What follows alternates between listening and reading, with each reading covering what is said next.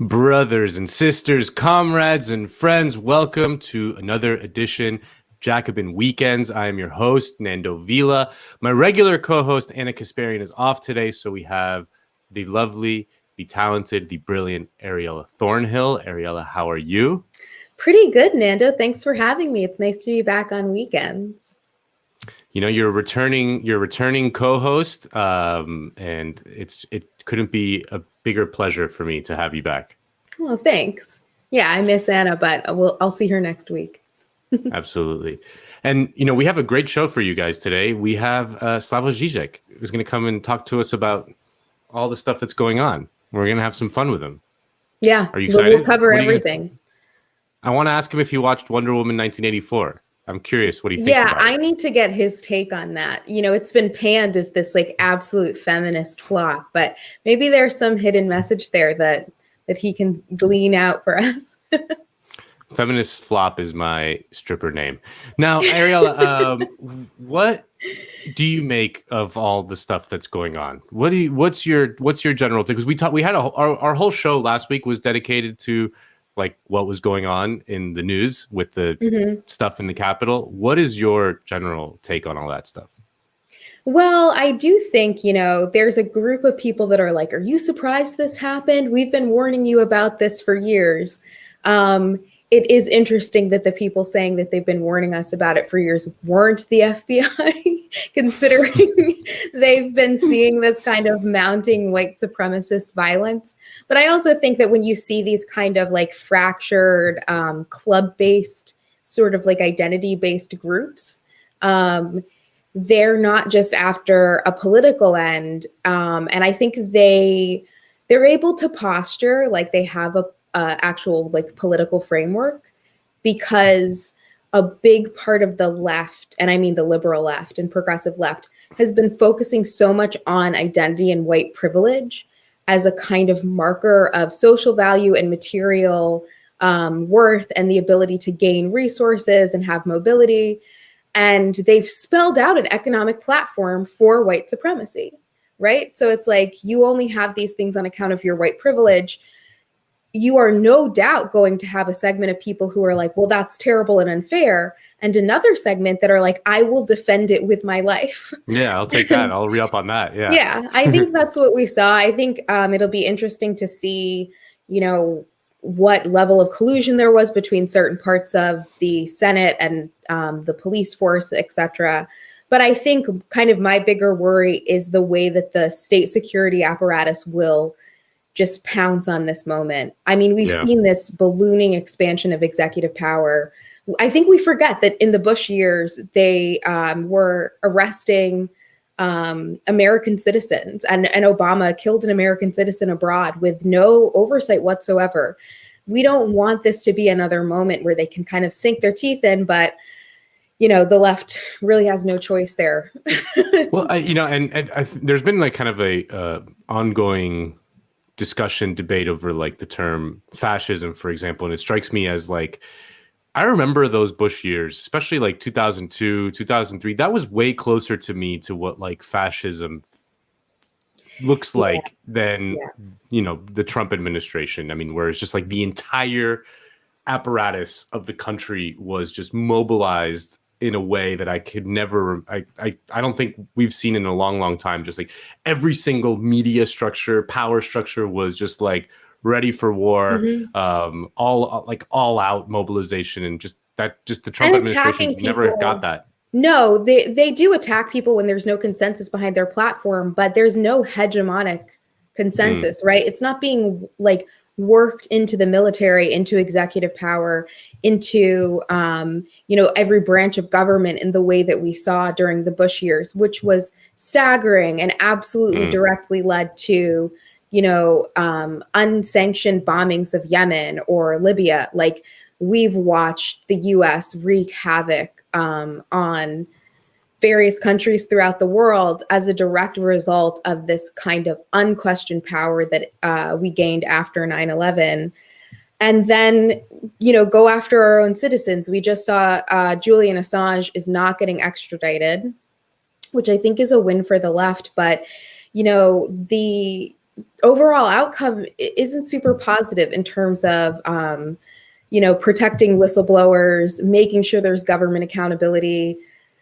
We've got still a dire situation that he's in. I think he's very ill. He's being denied like warm clothes. Yeah, Yeah. So it's hard to. I think Trump likes the fascist spectacle, and he's good at that. He wanted to have like a military parade and bring back all of these things. Yeah. And I think that that's kind of like, I might get in trouble for saying this. I think it's as American as apple pie. If you look at the spectacular history of American might, the way that it interacts with the public, you see a lot of moments like that. And it's deeply embedded in an idea that military personnel and police personnel have about their role and their public facing side. So I don't think it's a big departure there. Neither, to be honest, do I think is courting white supremacists. If you think that's novel, right? What do you make of that? Yeah, that's American as apple pie. Yeah, for sure. Well, we this week also did see, and it kind of was quiet given all that's going on, but there was a bit of good news and a glimmer of hope. We covered it on this show. I did a segment on it. The unionization drive down in Bessemer, Alabama. Bunch of Amazon warehouse workers are organizing to form a union. It would be, it's the first unionization drive within Amazon in 7 years, I believe, since 2014. Amazon strikes me as kind of the corporation of the present moment and the near future. It's the corporation. So a unionization drive within Amazon certainly would be a big deal. But yeah, I just want to read this tweet from an NPR reporter. It says, breaking: some 6,000 workers at Amazon's warehouse in Bessemer, Alabama will begin voting on February 8th. So mark that date on your calendar, on a groundbreaking possibility whether to form the first union in the company's U.S. history. Yeah, Mike, that strikes me as like an incredibly important thing, potentially transformative. I'm not saying it's going to happen overnight or anything like that, but it's the seeds of something really important. Yeah, I think it is a big deal. I mean, at least in terms of Amazon's kind of hyper militant anti-union, like globally, we've seen through the pandemic in other countries, Amazon workers striking, having wildcat strikes, some tech workers kind of solidaristically helping out those workers. We've also seen record numbers of infections in a lot of U.S. industry, and I think it's a big deal to have them at this moment take a hard stand against Amazon. And Amazon seems like a tough opponent. I think every company has like an anti-union playbook, but Amazon's has gotten really novel. Yeah, I would not, Jeff Bezos is like a pretty scary dude in many ways. Cartoonish villain. Yeah, I mean, and one of the funny things that you brought up when we were preparing for the show, Ariella, is this idea that Amazon, there's this quote from Business Insider, Amazon also wanted to use the company's direct assistant and other company-owned equipment to conduct the election, which the petitioner said could cause a conflict of interest. So they wanted to use essentially their own quote unquote voting machines. Yeah, I like the idea of, instead of a company store, you have like a company infrastructure. And it's like, right, you didn't get enough company credits to be able to vote the way you want to. Too bad. Yeah, it's pretty wild. It's also crazy that they first pushed back against doing a mail-in vote, which is pretty standard. In one of my workplaces, we unionized at Verso, actually. And most of the firms that were working with the union did mail-in votes. I signed my card, I think, on a sidewalk with my son going solidarity forever in the background. Signing the card on the sidewalk. Yeah. It's red diaper babies. Yeah, it's like singing in the rain. Yeah, we should write that. That would be a very good, maybe Michael Moore can come back to Broadway with that. But yeah, I think, it's fairly standard for companies to petition to block these things. What's not standard is this, no, you can't do a mail-in vote, but if you guys want to stay safe, you should use this totally inconspicuous. It's like, sliding a teddy Alexa, bear with a nanny sign cam. my union card. Yeah, exactly. Remember. Oh, shit, I forgot. Well, speaking of Verso, they are gracious sponsors of this show. And, here in January, you can join the Verso Book Club and get every new ebook that Verso publishes each month, as well as 1 to 4 books in the mail. All Verso Book Club members will also get 50% off all books for as long as you are a subscriber. As a special introductory offer, each member tier is 50% off for your first 3 months. The reader tier is only $5 a month for ebooks only. The Comrade tier is $20 a month. And if you join in January, you'll get How to Blow Up a Pipeline, Learning to Fight in a World on Fire by Andreas Malm, The Care Crisis, What Caused It and How Can We End It by Emma Dowling, Capitalism and the Sea, The Maritime Factor in the Making of the Modern World by Liam Campling and Alejandro Colas, Lessons on Rousseau by Louis Althusser. I don't know how to pronounce that name. You did a stunning job with the Spanish pronunciation, though. Well, yeah, that one's easy. That. I shouldn't do this because I told you that you should plug the Verso Book Club because I don't want to.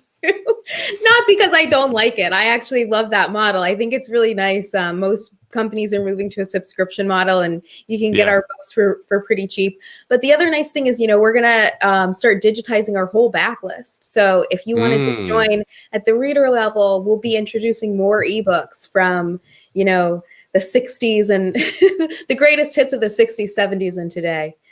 Hell yeah. Hell yeah. Well, that's great. We get more stuff from Verso. We have from someone on the inside. There we go. Yeah. That's great. Well, Ariella, let's get this show on the road with our decode segments. I'll go first, and then we'll chit chat, and then you'll go. How's that sound? Great. All righty. Well, America, in just 4 short days, we will all be riding with Biden. And this week, we officially got the first major policy proposal from the incoming Joe Biden administration, now that we finally got the bad orange man out of there.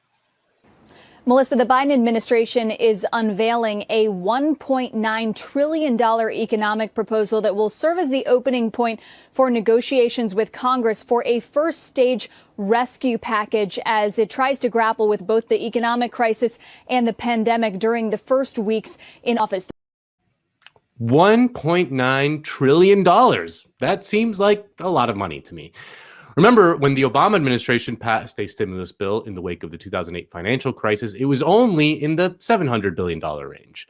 This number was totally inadequate to deal with the economic crisis at the time, and it was probably the main reason why Democrats suffered historic losses in the 2010 midterms. But what is also different about the stimulus package nowadays that the Biden administration is proposing is that for the most part, it's not your typical Democrat-brained combination of means-tested tax cuts, although there is some of that. So what's in it? Let's let the CNBC reporter explain. Let's start with the pandemic pillar, which itself is about $400 billion. There's $160 billion for a national vaccine program. $20 billion of that will be partnerships with states. $50 billion will go to expanding national testing. $30 billion for additional supplies and PPE for frontline workers, and $170 billion for schools, both K through 12 and higher education. Okay, so $400 billion for a vaccine rollout. That's good. We need that.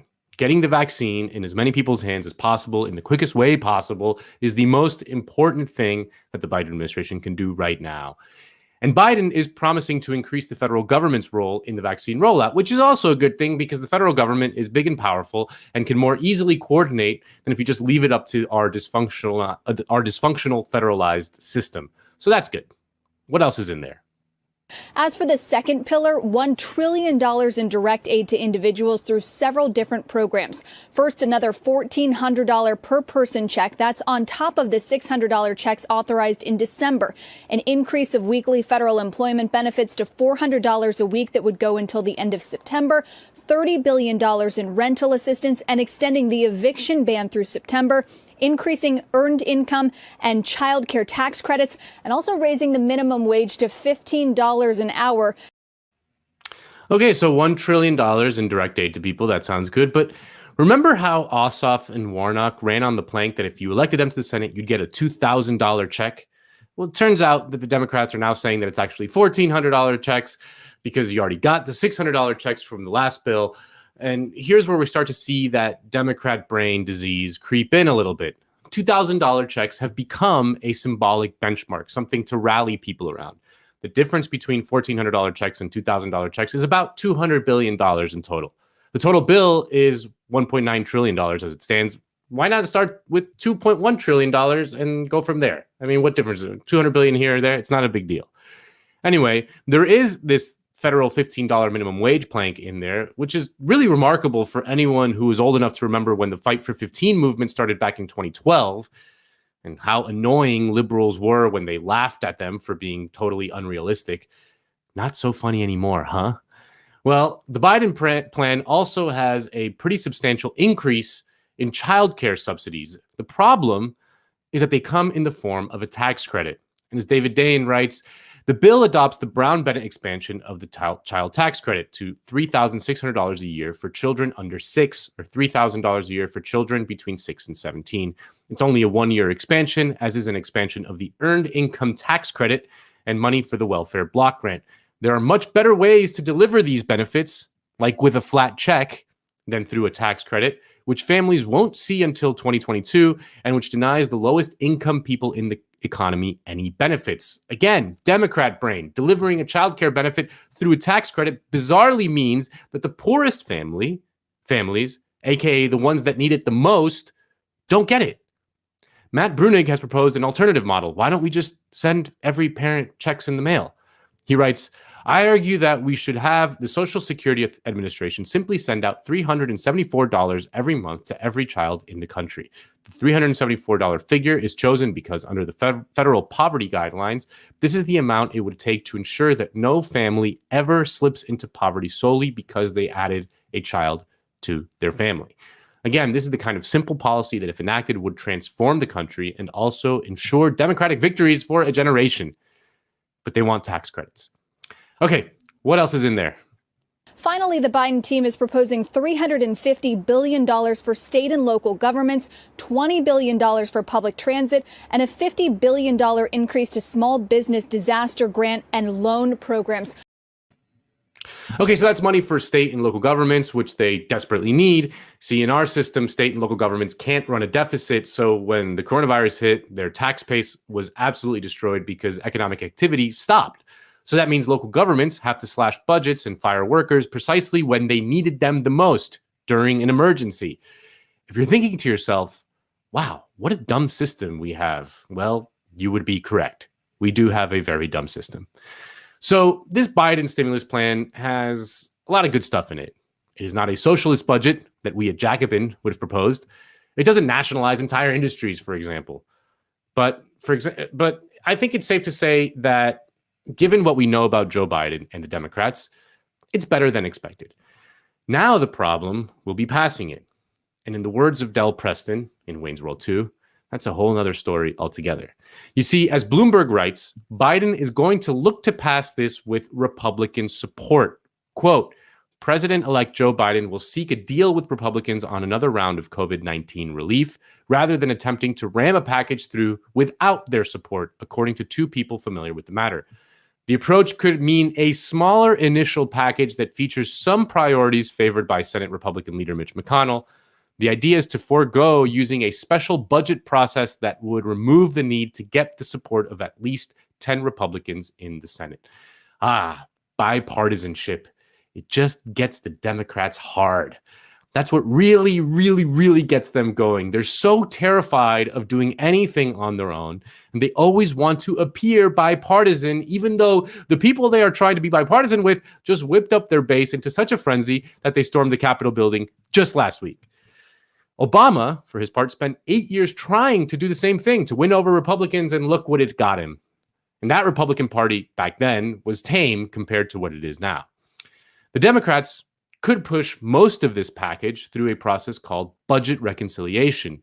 The Senate is like this weird parliamentary body. It has all kinds of arcane rules that are hard to understand. But the short of it is that through reconciliation, you don't need any Republican votes because a simple majority would do. That process is controlled by the senator who chairs the Budget Committee. And who is that? Oh, by God, it's Bernie Sanders coming in with a steel chair. And he's got twerps like Paul Ryan running scared. Let's take a look at Paul Ryan telling people in Madison what the power of the Senate means and rests on. If we lose the Senate, do you know who becomes the chairman of the Senate Budget Committee? A guy named Bernie Sanders. You ever heard of him? This just tells you what we would be dealing with in a divided government if we lose control of the Senate. Ooh, Bernie Sanders, ever heard of him? And according to the New York Times, quote, the nature of the process effectively gives Mr. Sanders a leading role in deciding how expansive and expensive Mr. Biden's ambitions for new taxes and spending will be. Mr. Sanders said it in the interview that he wanted an initial emergency stimulus package to be, quote, big. But he also wants to do some other things with healthcare. Quote, he also wants to create an emergency universal healthcare program so that anyone can get medical treatment during the pandemic, whether they currently have insurance or not. Giving people public healthcare, even if it's temporary, could be transformative. The New York Times continues. Mr. Sanders said he had been speaking with Mr. Biden about the scale and timing of stimulus legislation. He said that he did not intend to try to force his long-held priorities, such as Medicare for All, into a relief bill. However, he does intend to test the legal bounds of how reconciliation can be used so that Democrats can pass policies that go beyond traditional budget items and address, quote, structural problems in American society.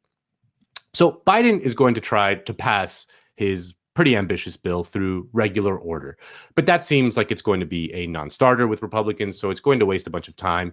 And then when they get desperate, they'll maybe try to do it through reconciliation. And it is comforting to know that Bernie is in there controlling that process.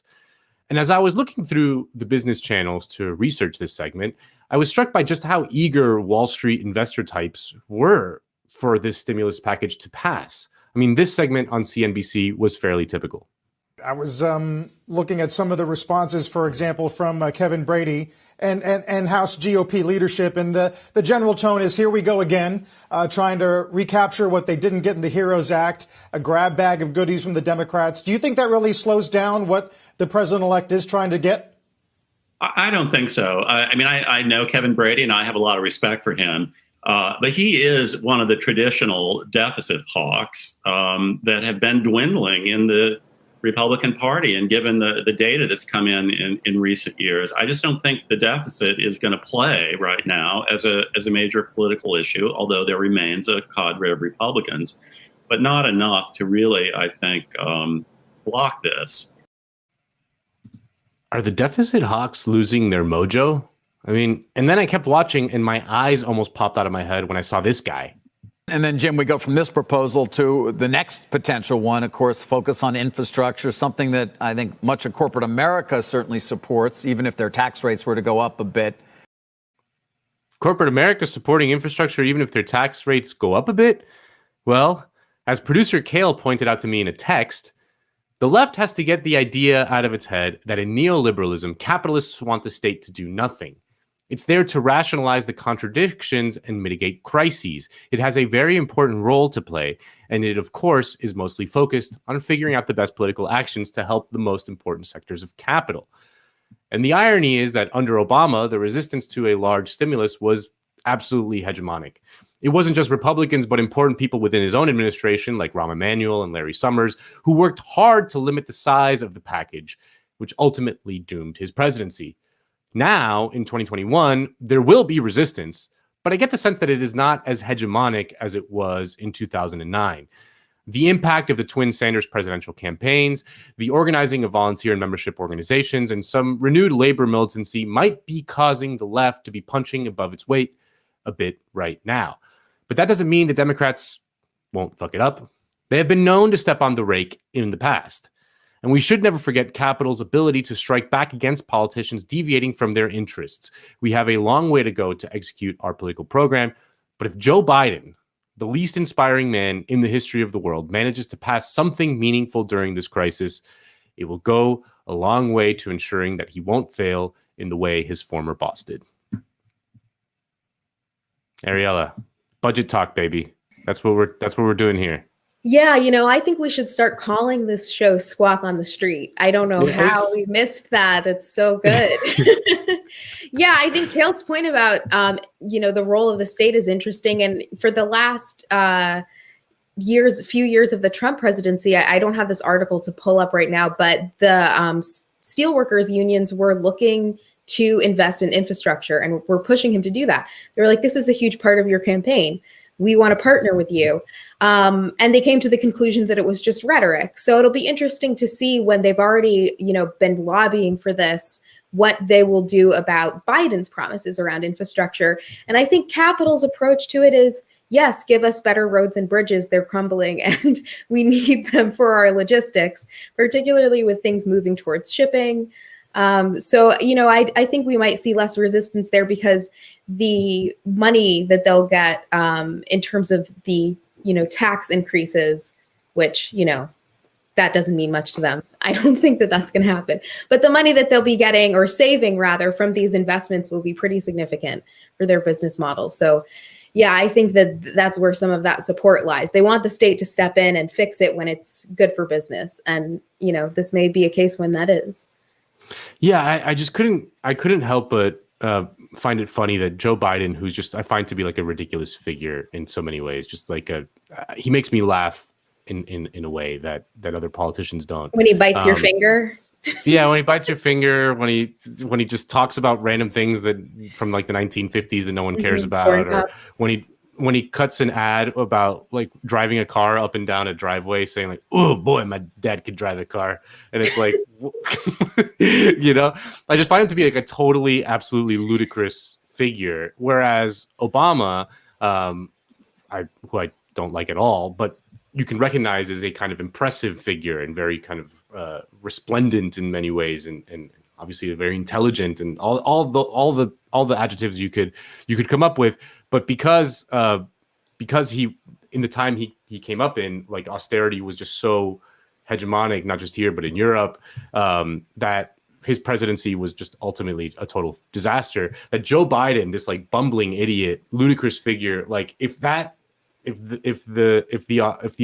hegemony of austerity is not as powerful as it was in 2009, that he may actually end up being a more successful president than Obama. And I just find that to be very kind of funny.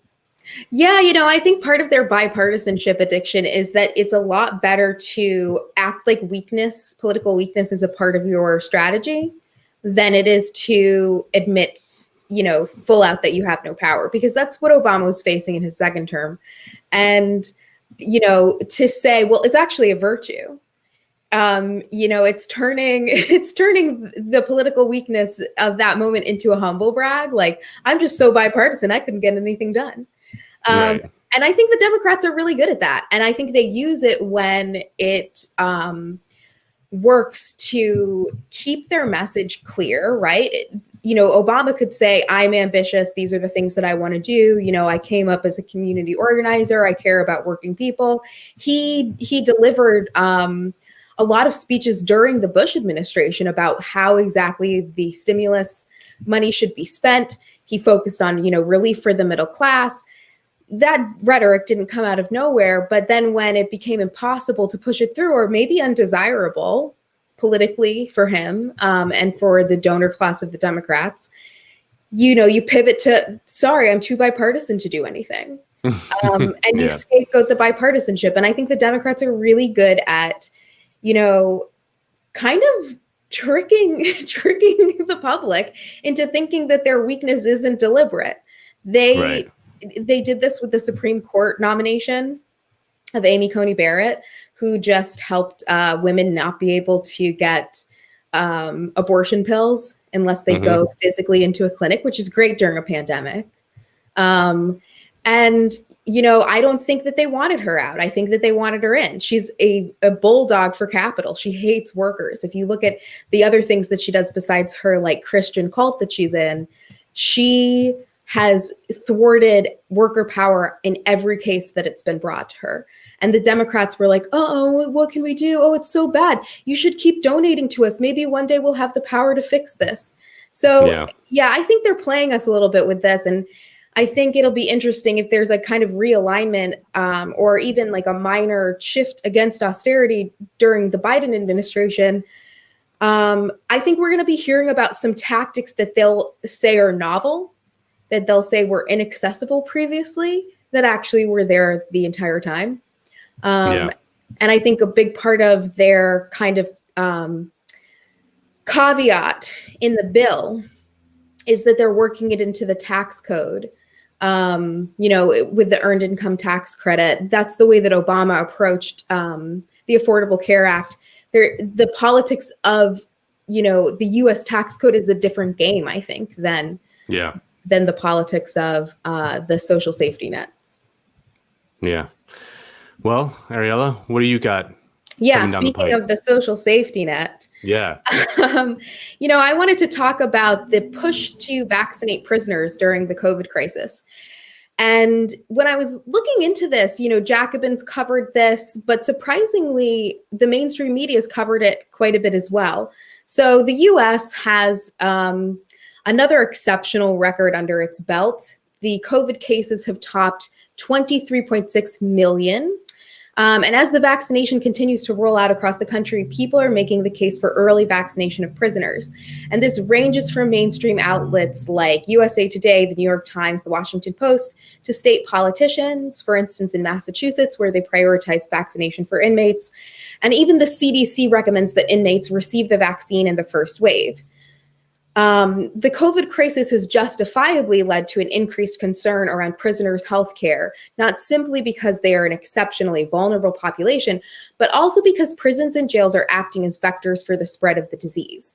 COVID outbreaks in prisons and jails also pose a unique risk to the surrounding hospitals, particularly in rural areas. How important is releasing prisoners to free up space as far as preventing the spread inside these facilities? It's a critical tool, and it's one that's being used effectively in many areas, but not enough. It's a critical tool because it allows us to get some of the most vulnerable people out of detention settings, people we know are at high risk for actually dying if they contract COVID-19. It's a critical tool, as you mentioned, because it helps us manage the outbreak inside for everybody who's still there. So we can spread people out, keep people in appropriate housing areas and a safer distance from each other. But it's also a critical tool because it helps us prevent local hospital systems from becoming overwhelmed. When the virus runs like wildfire through these facilities, just in the space of a day or two, it can overwhelm a local hospital. And particularly for rural counties, where we have fewer and fewer hospitals because of hospital closures, but we have lots and lots of county jails, state and federal prisons, and ICE detention centers. When this virus takes hold in crowded facilities, it can completely overwhelm the sole hospital that might be serving one or two counties in the space of a day or two.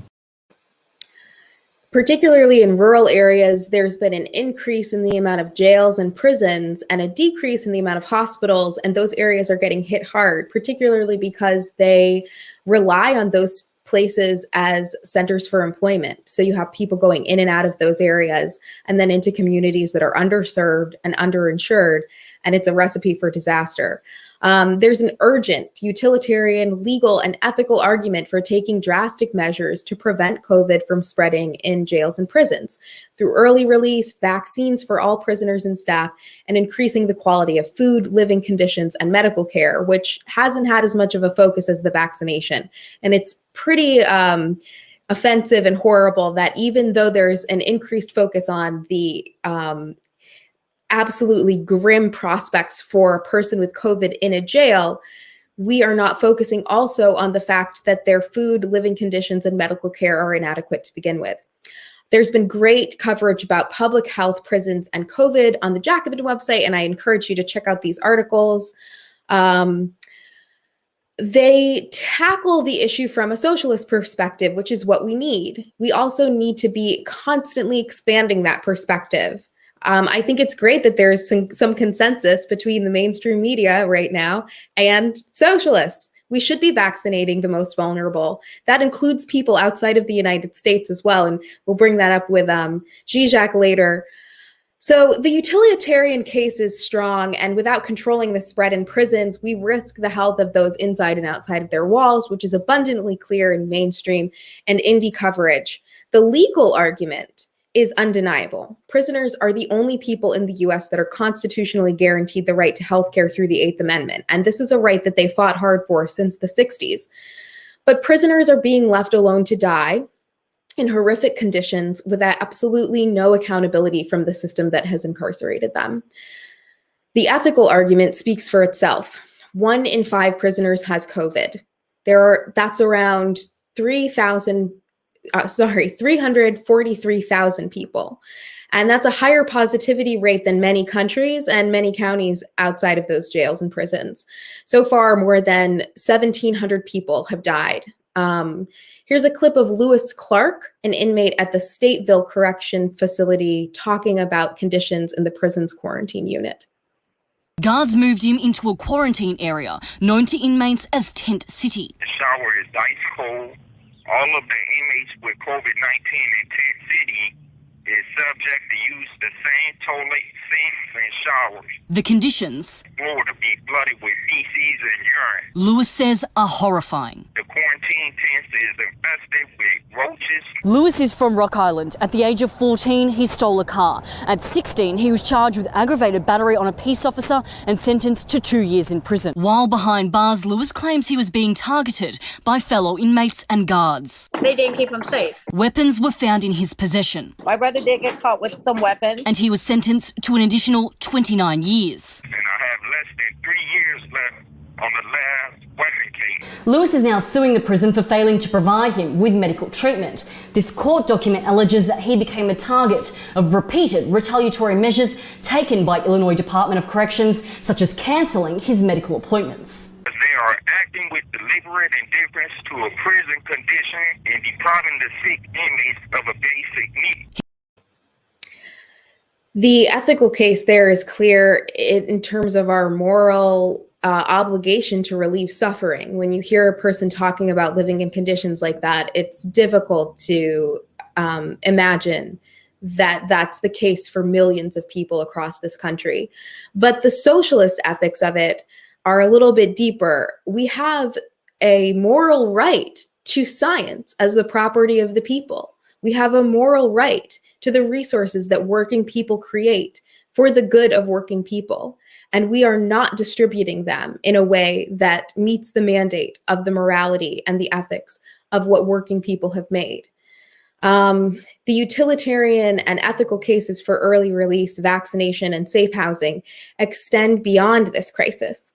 The coronavirus may have exposed the cracks and fissures that people fall through in this country, but it's also exposed our profound interconnectedness and our interreliance as a species. Just as COVID-19 spreads with no regard for criminality, class, or status, other communicable diseases do as well. There are record rates of HIV and AIDS in prison populations, record rates of hepatitis C, and you see this leach out into the communities that are around these places because people connect to each other. That's something that socialists need to defend.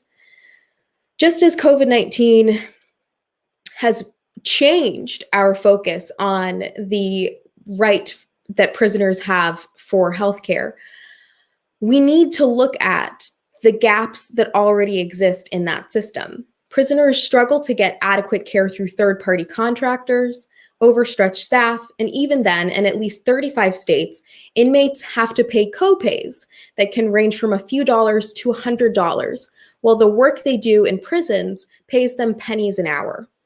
Healthcare is in no way a right if a person can't afford it, but that's the point, to discourage people from getting care, even in dire conditions. In addition, Medicaid coverage is revoked as soon as a person is booked in jail, regardless of whether or not they've been convicted. But despite this, prisons and jails act as a de facto treatment center for addiction and chronic illness in many communities. In Carolyn Sufrin's book, Jail Care, she looks at the way pregnant women use jail as a replacement for an inadequate and inaccessible safety net. And this is common for people with other conditions.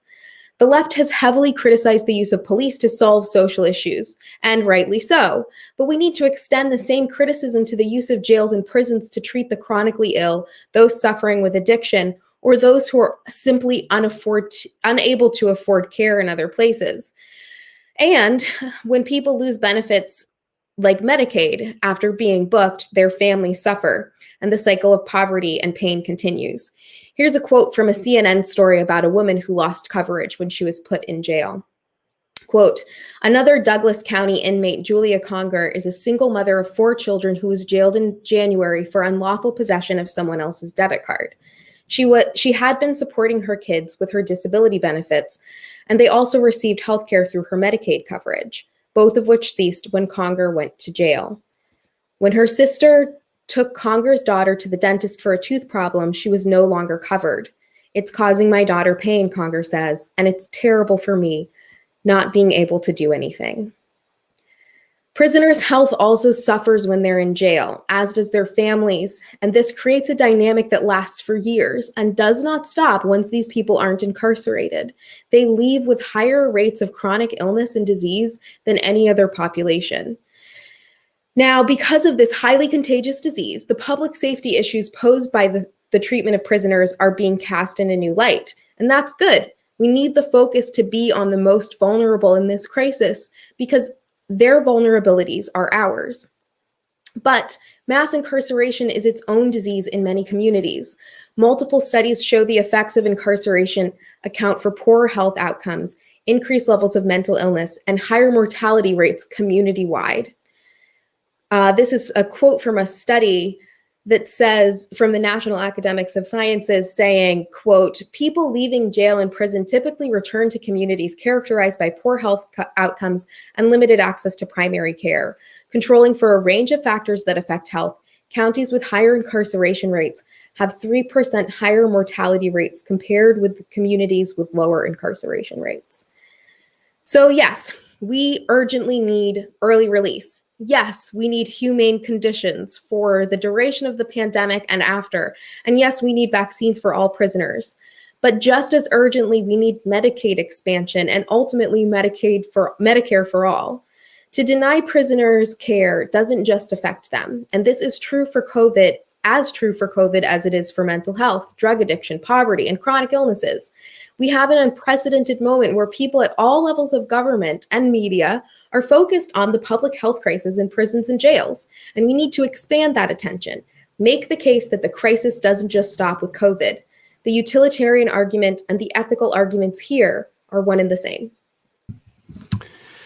Yeah, nothing causes me more despair about this country when thinking about the prison system. I mean, it is such a barbaric, intolerable thing that it has just kind of become part of our lives. Like it just is. And just when you think about the number of people, the number of lives destroyed, the treatment of those people within it, the almost joking nature of the conditions within it, like for a civilized society, few things make me despair more than thinking about it. Like it's just, and I can't even imagine what it must be like during COVID. I mean, it just has to be a nightmare in there. Yeah, it was a little hard for me to do this segment. It's just hard to listen to these prisoners and what they're experiencing.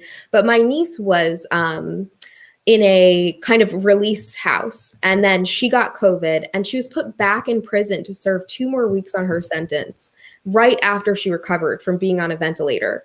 There is a calcification of these policies kind of at every level, and that also applies to group homes or halfway houses. Often times those are owned by the same companies as private prisons.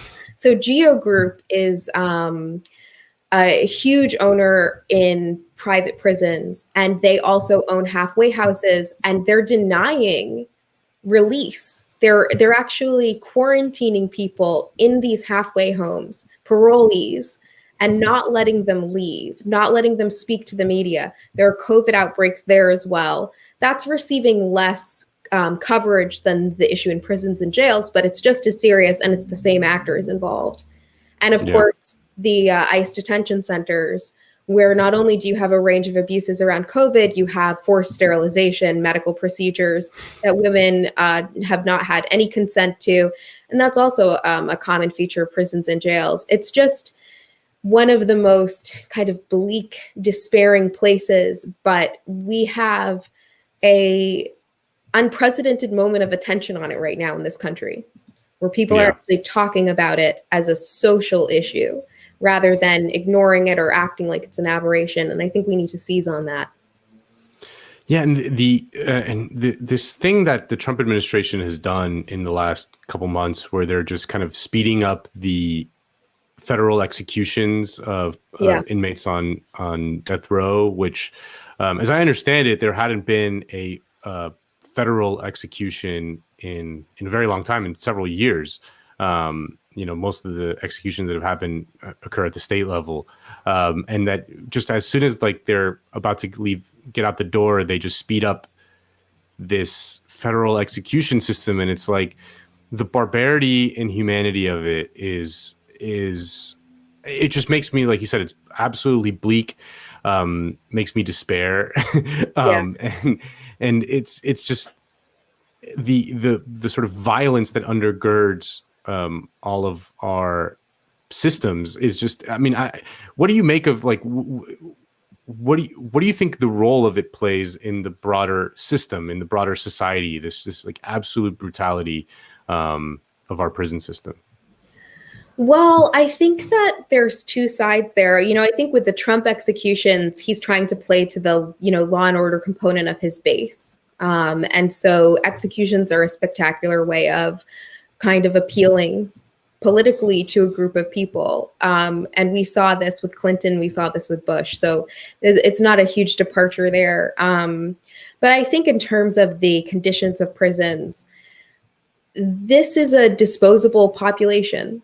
And you see a very different dynamic when the state is dealing with someone who is an oppressed person and whose oppression they rely on, right? And someone who is, in the working class, who has some amount of leverage. So with prison populations, you have an unprecedented amount of control over people. You have a population that exists within a narrative that they don't deserve certain rights, and that this is satisfying like a general punitive desire, right? It's indulging that. And you see that, unfortunately, when people talk about this issue or other issues with prisoners, or even the federal executions. Well, you got what you deserved. But then you hear a story like we heard with Lewis Clark, who seemed to have committed minor offenses, or a woman who used another person's debit card, which I'm sure, in my opinion, that's not a big deal. It seems like this woman was suffering and she needed money, and the state wasn't providing that, and there's no options. And I think that's the case with millions of people. But we have a society that criminalizes poverty and pulls a huge portion of its citizens outside of their the normal scope of their rights. And it does so purposefully. And I think that you can see mass incarceration as a method of managing poverty, managing, redirecting resources from the many to the few. Yeah. Well, on that dour note, let's get to our guest, because I am extremely excited to welcome the one and only Slavoj Žižek onto the show. You, of course, know who Zizek is. He is a man so full of joie de vivre that you can't help but fall in love. He's also the author of many, many, many books, including his latest, Pandemic, COVID-19 Shakes the World. Slavoj, welcome to the show. Very excited to have you. I'm very proud to be here. Thank you. And I'm sorry if today I'm not exactly excessively full of joie de vivre. Why? What's going on? Why not? Well, as I wrote, and I still stick to that metaphor, some people thought I am crazy, that the pandemic is Kill Bill-like hit to capitalism. No, I still think that now with the second wave and with what will follow, it is becoming more and more clear that what I provocatively call communism, some kind of socialization of health care, of our care for environment, of our economy, and so on, will prove necessary. But as I wrote in a text I think it was in that one, which Jacobin was kind enough to publish, when we speak about our situation, where is it moving?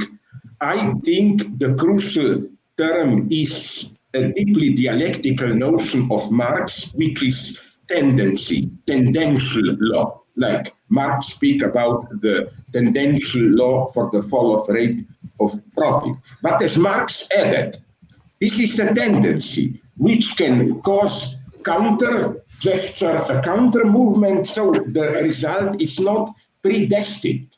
And I think that, for example, what happened in Capitol was precisely a very strong reaction, pseudo-populist reaction to this tendency. So, yes, in the long term, but not in the sense of predestination. It moves in our direction, the situation. But many things can happen in between. There is no big capitalized historical necessity. I hope, just so that I say my prayer at the beginning, my mantra, I hope that you will all agree that one of the most dangerous ideological motives is that today it's a state of emergency, it's not the time for politics. We should forget about other problems, ecology or whatever, or maybe not forget them, but it's a medical emergency which should be left to doctors, health administrations, and so on and so on. I claim, no, it's maybe the most political moment of our lives. Capitalism itself is changing tremendously. Now our future is decided. Now it's the time for politicization. I agree with Greta Thunberg, which just incidentally, I think she is 18 now. A couple of days ago, she had a birthday. You can marry her legally. Yeah, Sorry? happy birthday, Greta. Yeah, you can marry. You can now get married to her legally. Yeah, when she said trust science, but I hope she meant it in a true way, not trust cheap science popularizers like Elon Musk, who promise in 10 years, without even knowing what they are talking about, in 10 years from now, we will be able to communicate directly with our minds. You know, how you recognize an authentic scientist? That I quoted Habermas here. What we learned in the pandemic is not only many new things, we learned also. So we know now much more about what we don't know. And this doesn't simply mean we are helpless. This means science will not simply tell us what to do. Politics is needed. I said my prayer, please. The scene is yours. Yeah, I think that the United States often seizes on these moments that they call a state of exception. And we see that as a way that they deal with crises, whether they're manufactured or natural. That happened with 9/11. So they passed, unprecedented laws criminalizing their own citizens, killing people abroad, because it was a state of exception, because there's no time to question. I think the same thing is happening here. I think the same thing will happen after the, riots in the Capitol. I was wondering if you can talk about your vision, which is about a new communism, a new global communism. And can you expand on what you wrote in your Jacobin article, which is called We Need a Socialist Reset, Not a Corporate Great Reset?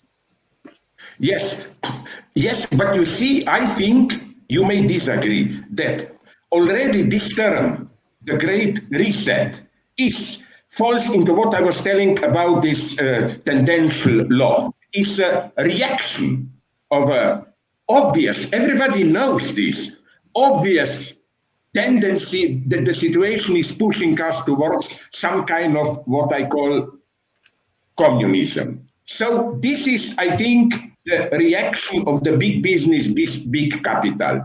There are two main reactions. One is this corporate reaction. We retain formally our freedoms, but as isolated in our bubbles and so on, where already problems explode because, for the privileged few of us to live in our bubbles, millions of people have still to run around and so on.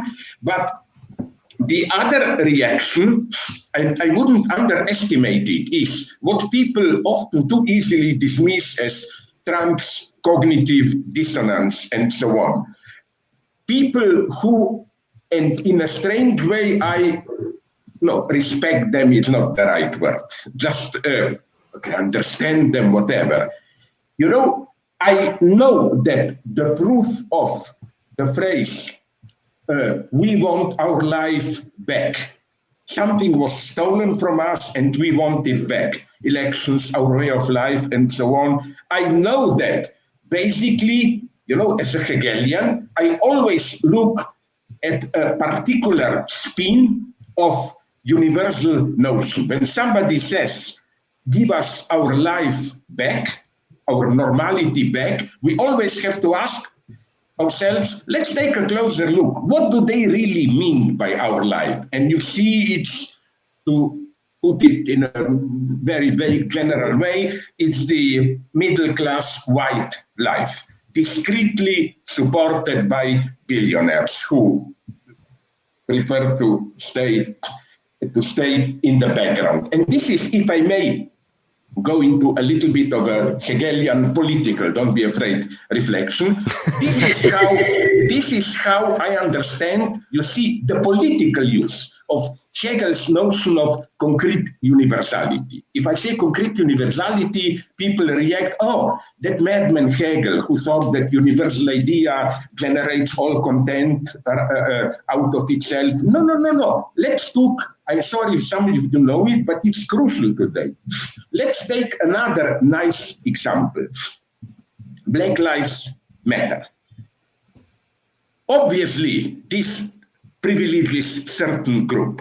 So even some centrist liberals and right-wingers made the counterpoint, no, all lives matter. I say no, because if you read closely what Black Lives Matter means, it doesn't mean you other guys can drop that. It means this: in every concrete situation, there is a certain type of oppression which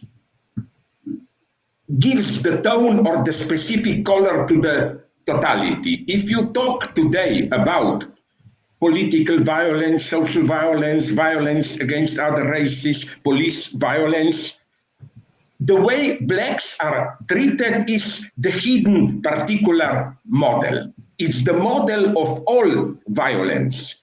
While when they say, apparently in a neutral way, all lives matter, no, they secretly, this all is a false universality. They really mean black middle-class value, which are still hegemonic matter. So my Hegelian paradox is this one. It has very concrete political consequences that if you say all lives matter, it appears to be a universal statement. Oh, humanism, we all matter, but secretly it privileges a certain group.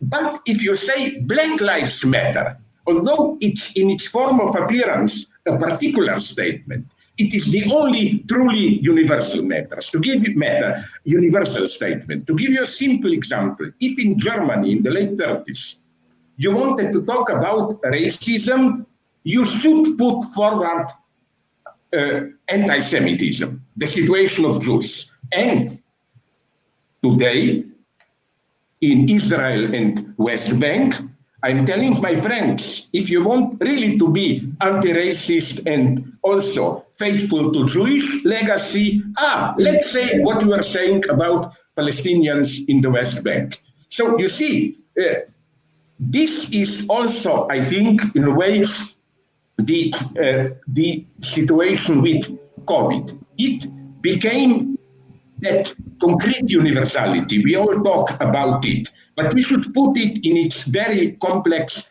context.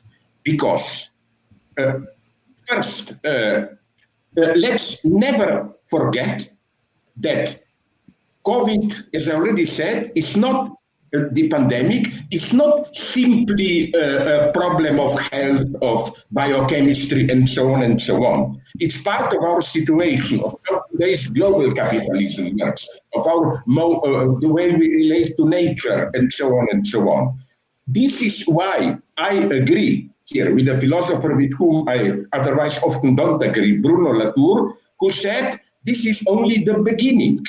What will follow is either other pandemics or global warming. Signs are everywhere. So that's why I don't buy this formula of return to normality. No, by normality, we secretly mean the good old life when, that's where I have this minimum of, I don't like the word sympathy, but understanding for those anti-mask, anti-vaccine protesters. They were used to a certain mode of everyday life. And it's not simply just that. I understand them. You go out to a bar, you drink with friends. I will not go into all this. I think we have to accept heroically that this is over. And now we are already in the middle of the political struggle of where all this will go. So, to conclude with another repetition of myself, I like to repeat jokes if they are good.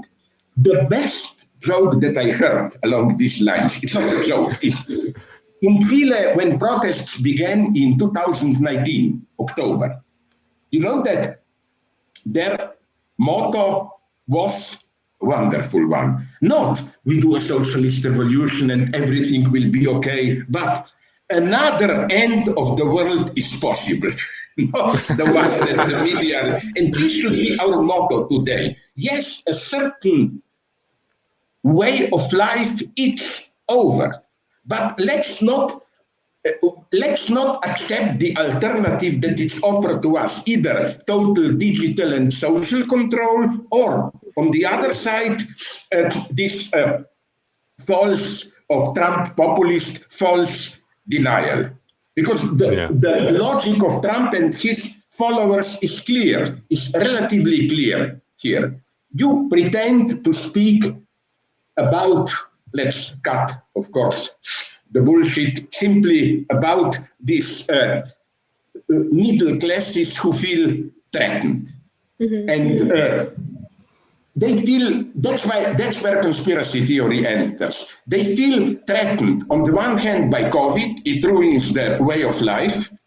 They feel threatened by immigrants, although here already, I'm trying to be as realist as possible. Maybe at some level, they have a point, but it's very difficult to find these points. Because, as we all know, at the same time, immigrants are exploited. We know the situation in California, at least, how they work without any social security, healthcare, and so on and so on. And you see, this is a beautiful example of where post-colonial economic exploitation is connected with COVID. I remember in the summer when illegal Mexican or Latino American workers were much needed, they discovered catastrophic situation in many big farms. I remember one farm decided to test its 180, somewhere in Tennessee, I think, 180 illegal immigrant workers. And you know how many tested positive? Well, to cut a long story short, all of them, So you see, this already is a connection. So the way the enemy is attacking today is to forcing us into what Hegel would have called abstract thinking. Now is the time for COVID. No, COVID is inherently part of a much more complex situation where COVID is obviously linked to protests against injustice, to ecological crisis, and so on and so on. But again, now I'm finally, my God, I need a dominatrix. I need a woman to make me stop talking. Because finally, to your Ariella question, why communism? Because you know why I put this provocative formula. Look, believe me or not, I don't like Trump. The only slight point, I hope you will agree here, where I find, again, sympathy is totally wrong word. But what I find problematic in how he was excluded from, and he should have been, from tweeting, from Facebook, and so on, is, they say for tweet, they say Facebook or Twitter excluded him. Sorry, can you personalize this? Which body, who excluded him? The problem is this one, as I developed following some Italian Marxist economists already a decade ago. Think about what is happening today with big figures like Jeff Bezos, Bill Gates, Zuckerberg, and so on. The problem is that something that was not quite predicted or even envisaged by Marx happened. Let's take, my old example, Bill Gates. He is not exploiting his workers in any direct way, maybe. So I hear he's even paying them relatively well. His wealth comes not from profit, but from rent. Through his almost monopolist situation, we all, by using Microsoft or by buying Amazon and so on, are basically paying him rent. He's exploiting even Jeff Bezos. I know how he treats his workers, but we have a strange return from profit to rent. What happens with this rent debt? And that's the tragedy. A private individual, or maybe many of them, doesn't matter, privatizes something that Marx called commons, which is ours. Like, if you want to communicate, you need Facebook or whatever, or you use Windows and so on. If you want to buy books, Amazon is incredible. For my type of book, social theory, I was told they cover more than 60% of the sales. If they decide, they can ruin or make a hit of a book. So what I'm saying is that you see, this is one situation when society has to take control. Today is the poor Trump. He fully deserved it. But don't you agree that since de facto, even if they deny it, Facebook and so on, Twitter are not simply private companies. They're private companies which own part of our social space. And that's what horrified me when they say, again, sorry, I'm repeating myself, Facebook excluded. Sorry, who excluded him? Do they have some ethical committee or whatever? Yeah, they have. Well, it's not just that they own part of our social space. They actively try to undermine public space in every other sphere where it would be democratically available. And so you see with like protest happens in the public sphere. We are lacking that, right? Socially, we're alienated in multiple meanings of the word, but we really don't have a space to connect publicly. And it's been degraded over and over and over again. And these companies have a monopoly on social connection and public space. And then you see that where traditionally, public space was a political arena for many people, it's shifted to Facebook, it's shifted to Twitter. So because our normal political arena that was democratically available, like, a town square, right? Or even like a Lions Club or a community center, or even a mall in the 90s.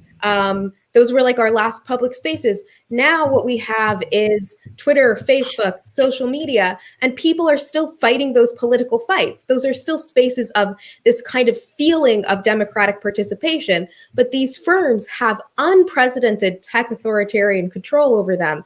And, it's troubling to see like the rah, rah, rah, like cheering it on, because at the same time that we need to be, potentially nationalizing these companies, we need to be fighting for like real public space and places to connect physically, socially. I cannot agree more with you, because now I will go to, I am also, believe it or not just a madman, but also an ordinary man. And as part of my bourgeois identity, I like to go to these old-fashioned public spaces like a crowded street with small bookstores, cafeterias, and so on.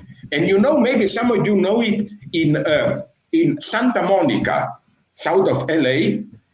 There was, I think it was the third or the fourth street from the ocean, which was such an incredibly lively place, cafeterias, a couple of bookstores, and so on. Now it's all privatized, it's malls. And never forget, malls, shopping malls are a pseudo-public space. They are not really a public space, they are privately controlled. Yeah. Some malls directly, for example, prohibit people who look homeless or too poor to enter, and so on and so on.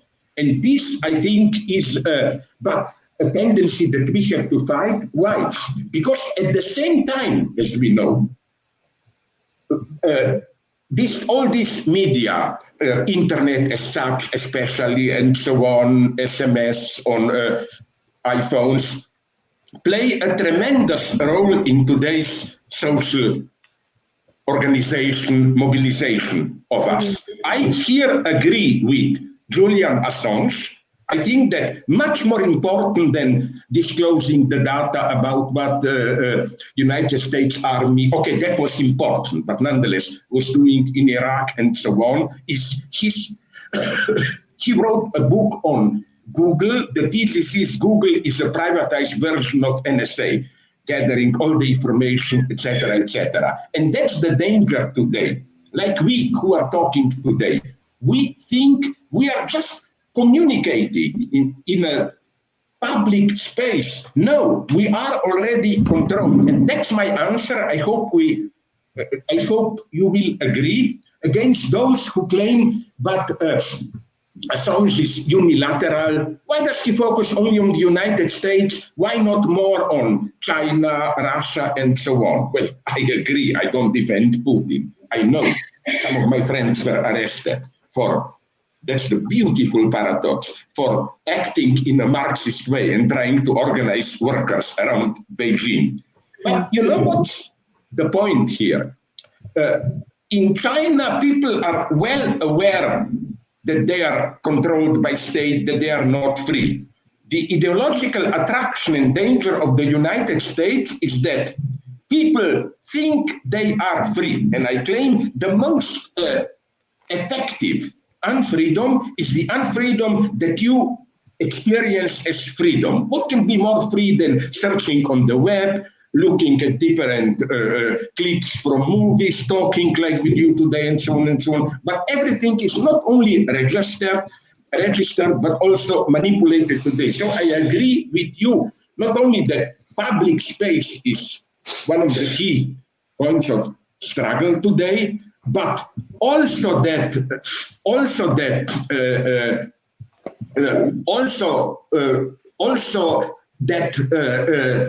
like public space is never neutral. You know, I'm not laughing. And you know what is my what is my model of how in a non-racist way you should proceed. You know that in Haiti, okay, they got stuck in problems after Toussaint Louverture. I'm talking about Haiti Revolution, where it was an incredible event. My thesis is that French Revolution became really a world historical event only through its repetition in Haiti. I agree. In 1804, they finally established a constitution. And although it may appear subtly racist, I think it was the right gesture. You know how they define citizens of Haiti? Every citizen of Haiti, it's not a joke, I checked it, without regard of the color of his skin or religion, is black. I found this ingenious.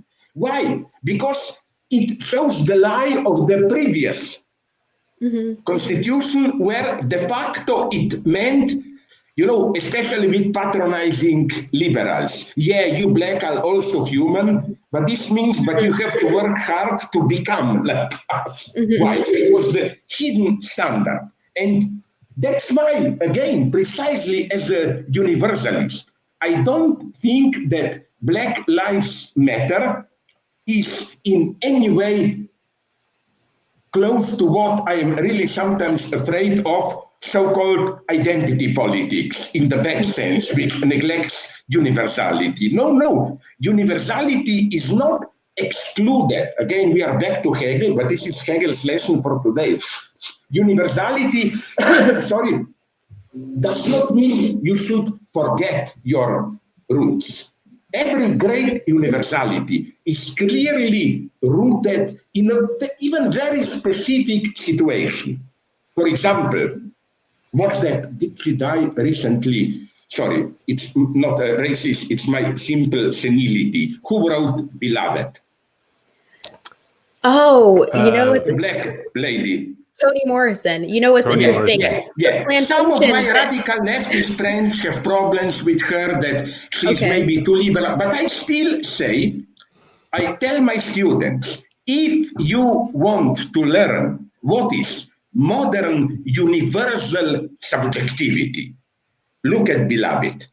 That in that gesture, preferring to expose to death, kill her daughter, or I think, just to avoid slavery and so on and so on, she acts as a universal subject. So you see, this is Hegel's lesson.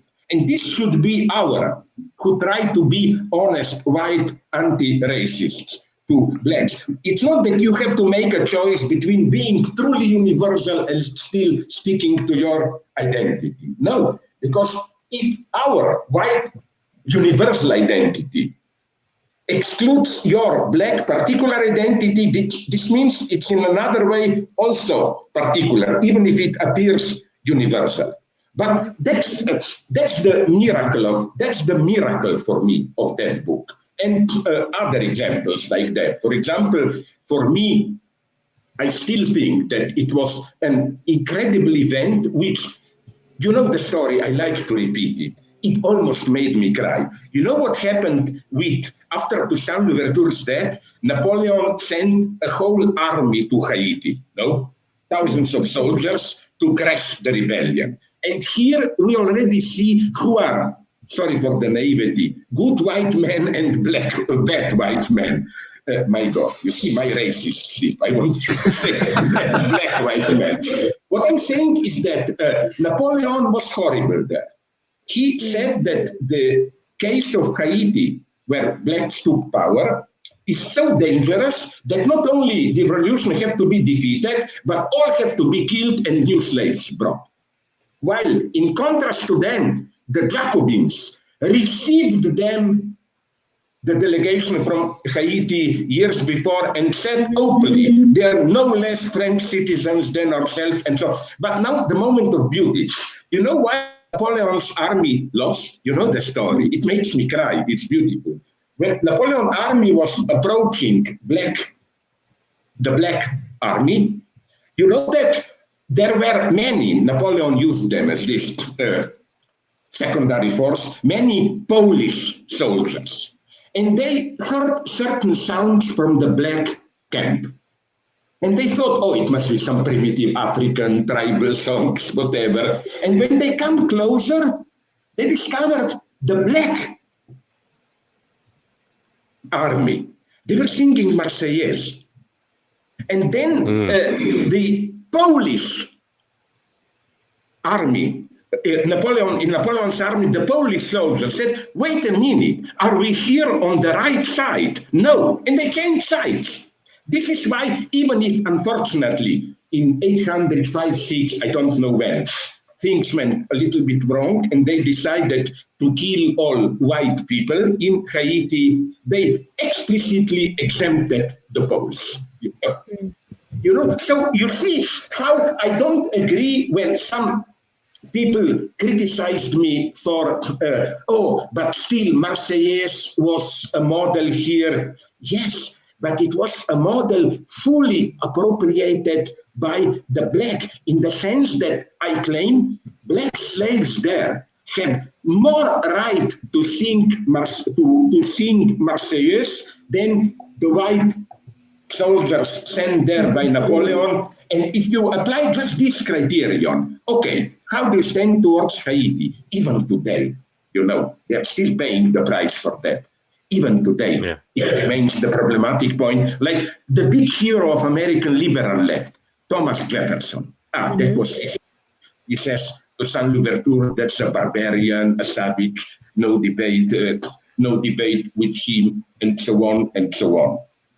So for me, and also that's also why I wonder. Let's go a little bit more into problematic waters.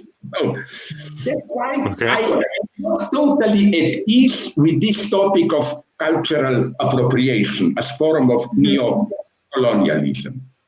I see the tendency, and I support it. But listen, if we play this game to the end, then are not, in some sense, the original black slave music, or I don't know to what extent it's original, soul and all those religious gospel song.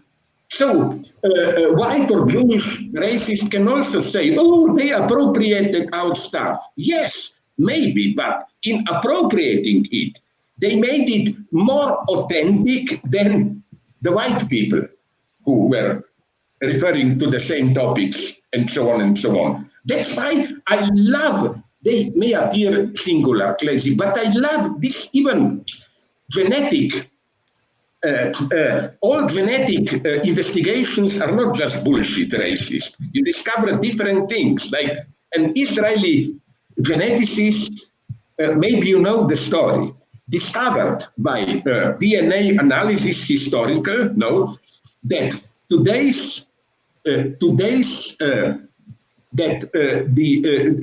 how genetically the Jews of that time of around Jesus Christ were much closer genetically to today's Palestinians than to today's Jews. These are exciting things for me. This shows you how much of bullshit is said there. But nonetheless, I didn't forget about it. Your big question about white communism. I think that in some sense, that's why I find it so attractive. It's a horrible thing to say that today's situation is attractive, but fascinating, although tragic, that everybody has to accept that, at some level, economy has to be socialized. Look at the lowest of the lowest, Donald Trump. He had de facto to practice some kind of universal basic income. Okay, he did it in a cheating way. Much more money went to different big companies, institutions. But nonetheless, he had to accept this. People should not starve as a principle. And this should cover all independently of race and so on and so on. How he treated each other. So this is the first thing. The second thing, elements of socialization. Even Trump was forced in a certain way to evoke that law or rule, I don't know, which was, I think, first practiced by Franklin Delano Roosevelt, that in a wartime or a state of emergency, the state has to have the right to order companies what to do and so on and so on. So, in other words, you have to do things which should absolutely not be left to market regulation. That's one thing. The other thing, now I get more problematic, I mean this ironically, of course, terror. Of course, I am against terror in the Stalinist or fascist way, but some kind of social control limitation is obviously necessary. Then egalitarianism. All countries are cheating, but we gained something. In principle, they had to accept that it's all of us or nobody, that in principle, the vaccine should be universally available and so on and so on. And trust of the people. So these are, for me, elements, not just people tell me you are utopian here. No, it's not so simple. Even those in power have in principle to accept these elements. This is what the situation demands. And of course, the hope of the establishment is that, okay, we do this for 1 year maximum. When the crisis is over, we return to our old normality. No, this exactly, I'm afraid to say, because this will involve a lot of pain, is not possible, will not happen. First, we already have problems. What is the efficiency of the vaccine? Obviously, the pandemic will go on. I'm even afraid to think about other pandemics, about global warming, and so on and so on. We, unfortunately, will just need some more traumatic, critical, shocking situation, and more. I hope it will become clear that we cannot play this double game, pandemic, but we shouldn't hurt, or how do the right-wingers say, not only Trump, their popular phrase is, the medicine shouldn't be worse than illness itself. My answer to this is, yes, sorry. No. I'm curious because I agree with you that everything seems to be changing very dramatically, and that the coronavirus pandemic changes everything. And on the other hand, in the United States, just elected Joe Biden, like on a very explicit campaign to what you talk about, the return to normalcy, which we cannot do anymore. What do you make of Joe Biden as a political figure? This was, I think, in the text for Jacobin, where I used that one of my favorite, implicitly at least, anti-capitalist movies is John Carpenter's They Live, where aliens are already among us, and you have to use special glasses to see that behind the human face there is really an alien, I called, in one of my old texts, I called that the critique of ideology glasses, You think it's a living person, you put the glasses on, you see he's just a robot working for the capital or whatever, And I think that that's why I made that terrible statement 4 years ago, to which I still stick, but not in the sense, my God, that I support Trump. That let's be objective now. Trump is a disgusting nightmare and so on, but with him a certain rift, tension appeared in, to use the old-fashioned terms, the ruling class and even the ruling hegemonic ideology. And this is an opening for us. For me, in the long term, Biden is why a catastrophe, because he didn't take the basic lesson from Trump, which we, the left, should take. You remember that also when Trump was doing the presidential campaign, some so-called, under quotation marks, moderates in Republican Party said, but you are going too far. We should be careful not to lose the center. No, Trump, from his dirty interests, wisely went to the extreme, and the more he went to the extreme, the more popular he became. And I think this is why it's the most horrible thing, and also in the long term a political mistake that I can imagine. This Biden strategy, Bernie Sanders is too much, let's not go too far in that direction, let's not lose the center and so on. Bernie, I didn't meet him, but I met some people who knew him, told me that Bernie was aware of this. In the long term, the only chance for Democrats would have been Democratic Party not to occupy the center, but to get Trump voters, those desperate, they are not all Trump voters, but many of them are, desperate lower middle class farmers in Vermont and so on. And so sometimes, that's the dialectical paradox of political life, the only way to build an effective majority is to go more to the extreme. Another thing that I like to repeat again and again about Bernie Sanders, when people say socialist, communist, whatever. Listen, if you compare Bernie's program with ordinary, not extreme, social democracy in Europe half a century ago, Bernie is more moderate than them. This shows the regression of our entire space and so on and so on. So I think that the left shouldn't now fall into this trap of now the fascist danger of Trump is the only big danger. No, now is the point to ask a deeper question. What was the democratic establishment doing wrong that something like Trump could have emerged? This is the crucial question. That's why I'm a moderate pessimist here, if you ask me. If we will just try to restore normality, balance, and so on, we will precisely in the long term be reproducing the situation which gave birth to Trump.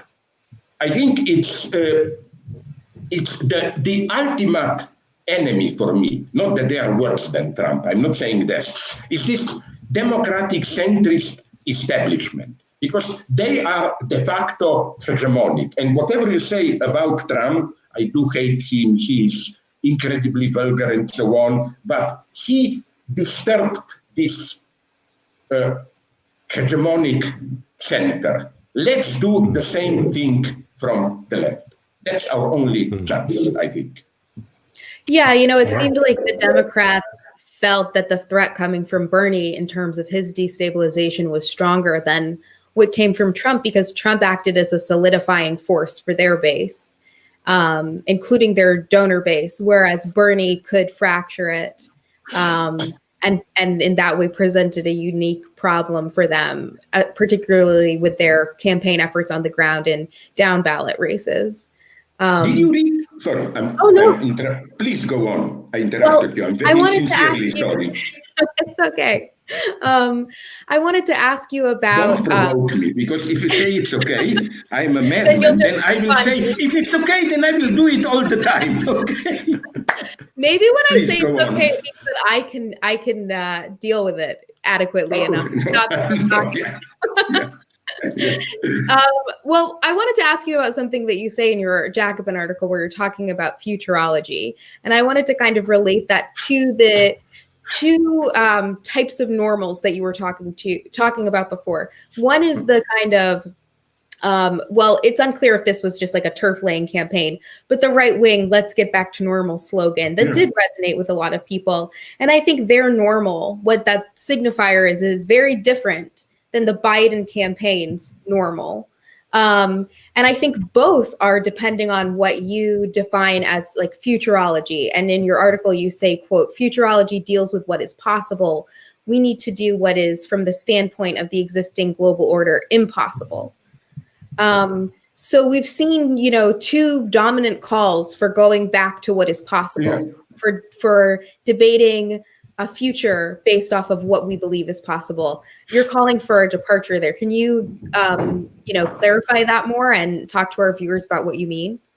Well, I don't think this is good for me, what I will say now, but I must openly admit that I cannot give you a precise point-by-point program. The only thing that I can conclude is that if we refocus on the pandemic, it's clear that there is no solution not only without an efficient state apparatus, we need it, but without the state being supported by a lower in the sense of more basic local communities.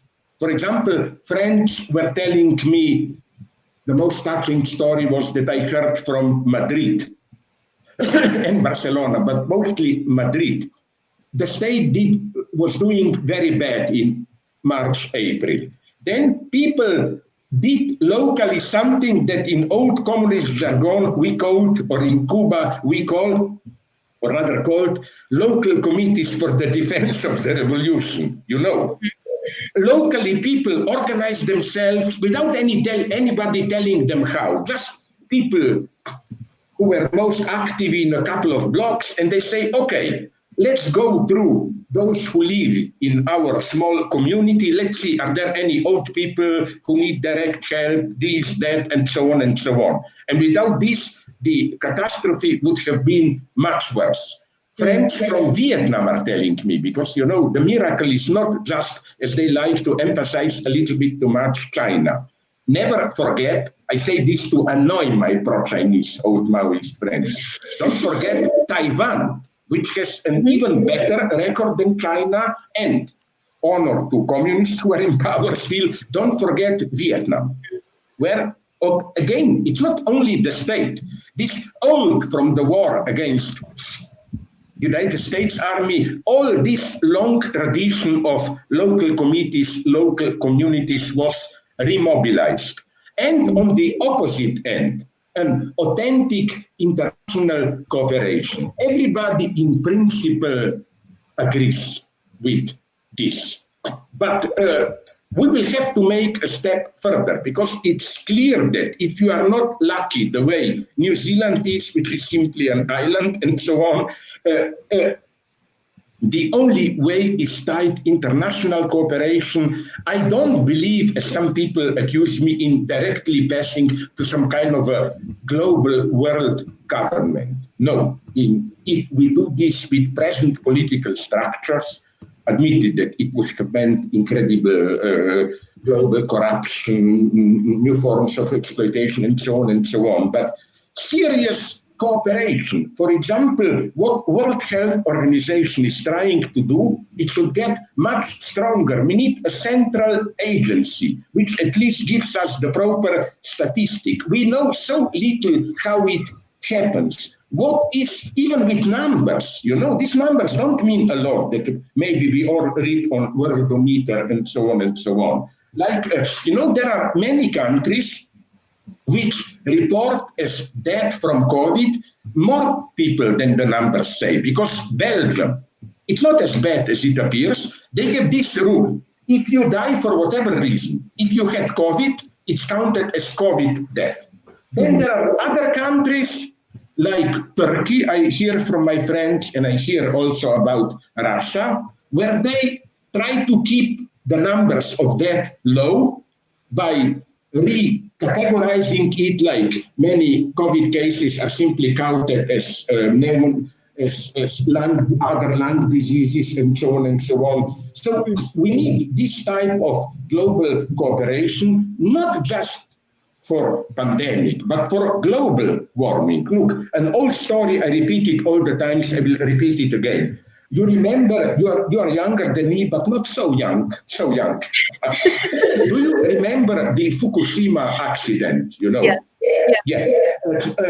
A friend of mine, a very good futurologist, but in a good sense of catastrophes, was there. Jean-Pierre Dupuy was there 2 days after, and learned that, you know, that for 1 day almost, the Japanese government was in total panic, because it looked that the entire Tokyo area, 30 million people, would have to be evacuated. Where, in a rational order of global cooperation, it's clear you have to make some deal with Russia, because now, again, because of global warming, you have vast territories in northeastern Siberia, which can be. But in today's situation, the only solution would have been war or whatever. You know, the same they did it in history. When some people were not able to continue living where they were living, they left, and they left, and then it was war. Either they want killing the others or not, and so on and so on. So what I'm saying is that today, with chemical weapons, nuclear weapons, and all that, the old way would lead to a global catastrophe sooner or later. So the only choice we have here is what I call the Zardoz. Did you see the old, was it Sean Connery or which movie? And there is the new one, I always forget the title, with Matt Damon, I think, where the elite lives on a... Elysium. Oh, yeah. Elysium, yes. So it's either Elysium or global cooperation, if you ask me. It's clear that this is a choice. And when people tell me you are a utopian, I tell them, wait a minute. Already those in power, look at them, what they are doing. They are acting in such a way that it's clear that they don't believe their own predictions. Like the most obscene thing I found is, and in a strange way, this fascinates me. Again, my petit bourgeois fascist tendencies.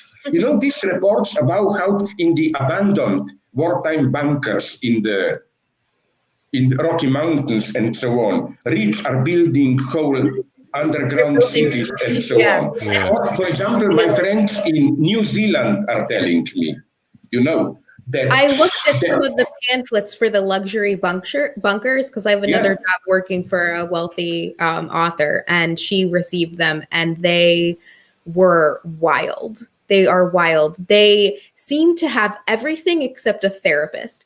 And when you think of living through global collapse in a bunker with a couple other people, maybe like that aspect of things might be the most important. But they're like, no, big screen TV, heated pool, place for your dog. It's unbelievable.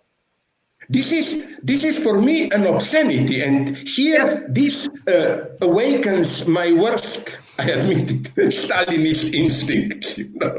Like, for example, I would say, not for the new nomenclatura, but somehow I would prohibit this. They did one step towards this very wisely, although I don't idealize them, but nonetheless, in New Zealand, they simply, so many billionaires were buying houses there that they simply had to stop it. This is what I call, what's the big Vancouver phenomenon. This central island, which is beautiful, upper middle class, the paradise of all of us, people who live there practically cannot afford to buy an apartment there, So, incidentally, what you mentioned about Twitter and so on, in my secret Stalinist dreams, I'm much worse than just controlling it socially.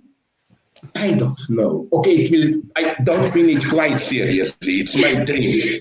But I would prohibit Twitter in my hardline communist regime. There's a lot of people are losing time there and so on.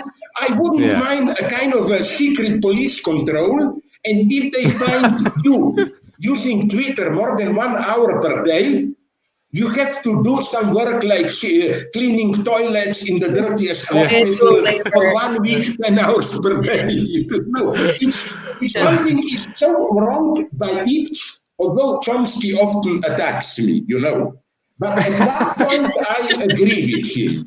He was asked once, and he admitted it's not just censorship. Why doesn't he more often appear on big TV?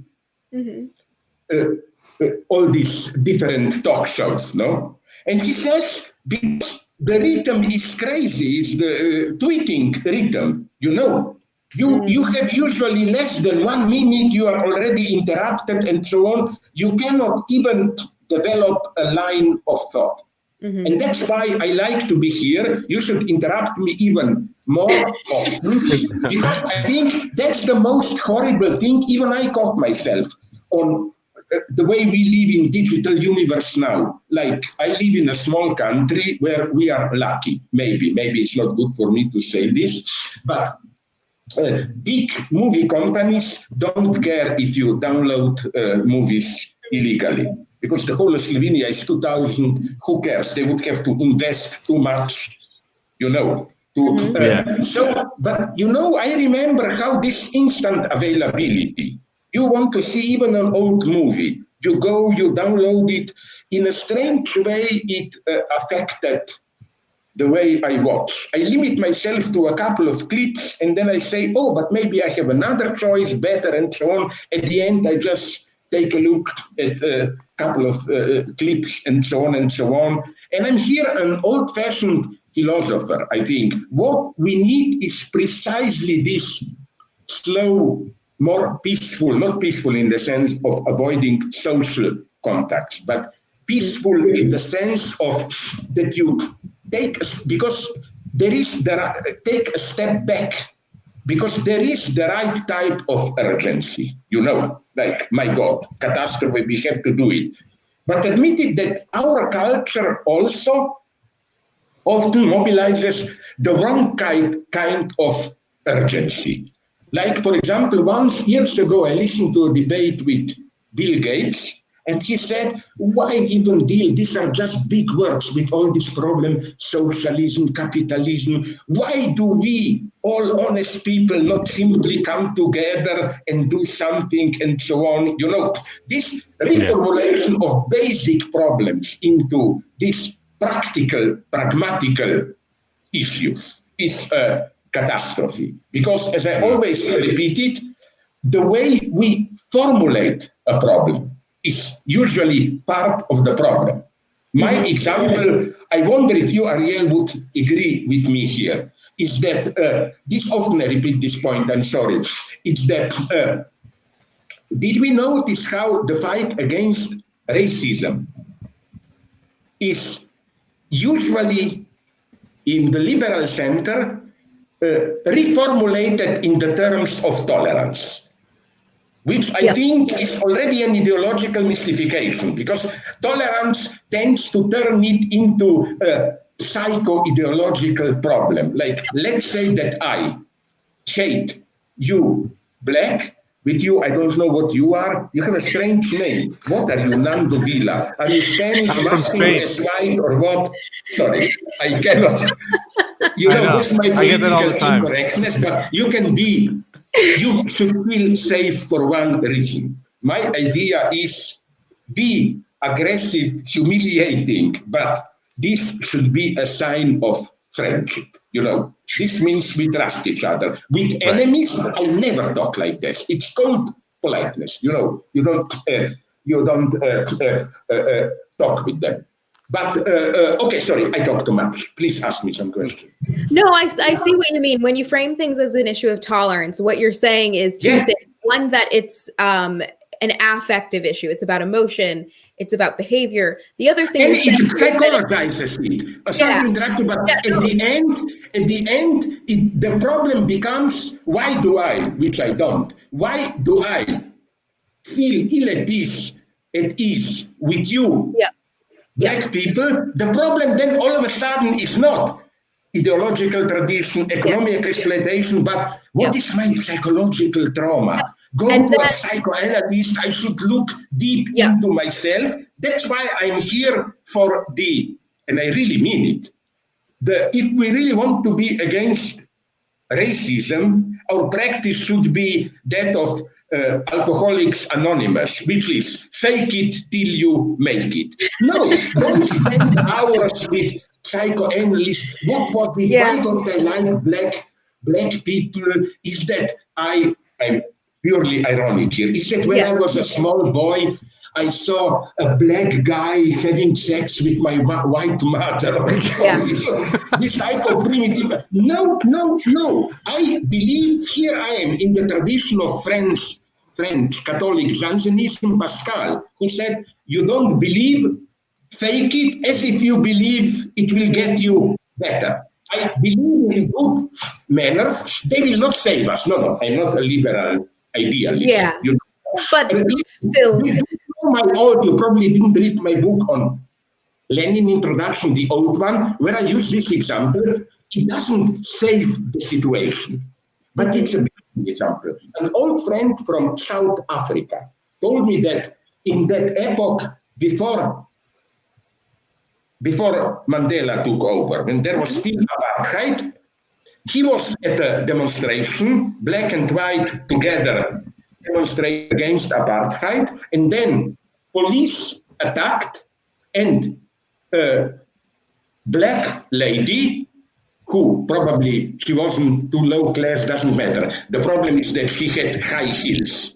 Right away, one of the high heels broke off, so he had to stop and lost one shoe. And then an ethical miracle happened. You know what happened? The white policeman, and it wasn't his inner goodness, it's just this basic, superficial, even male chauvinist manner. You see a lady in trouble, you have to help.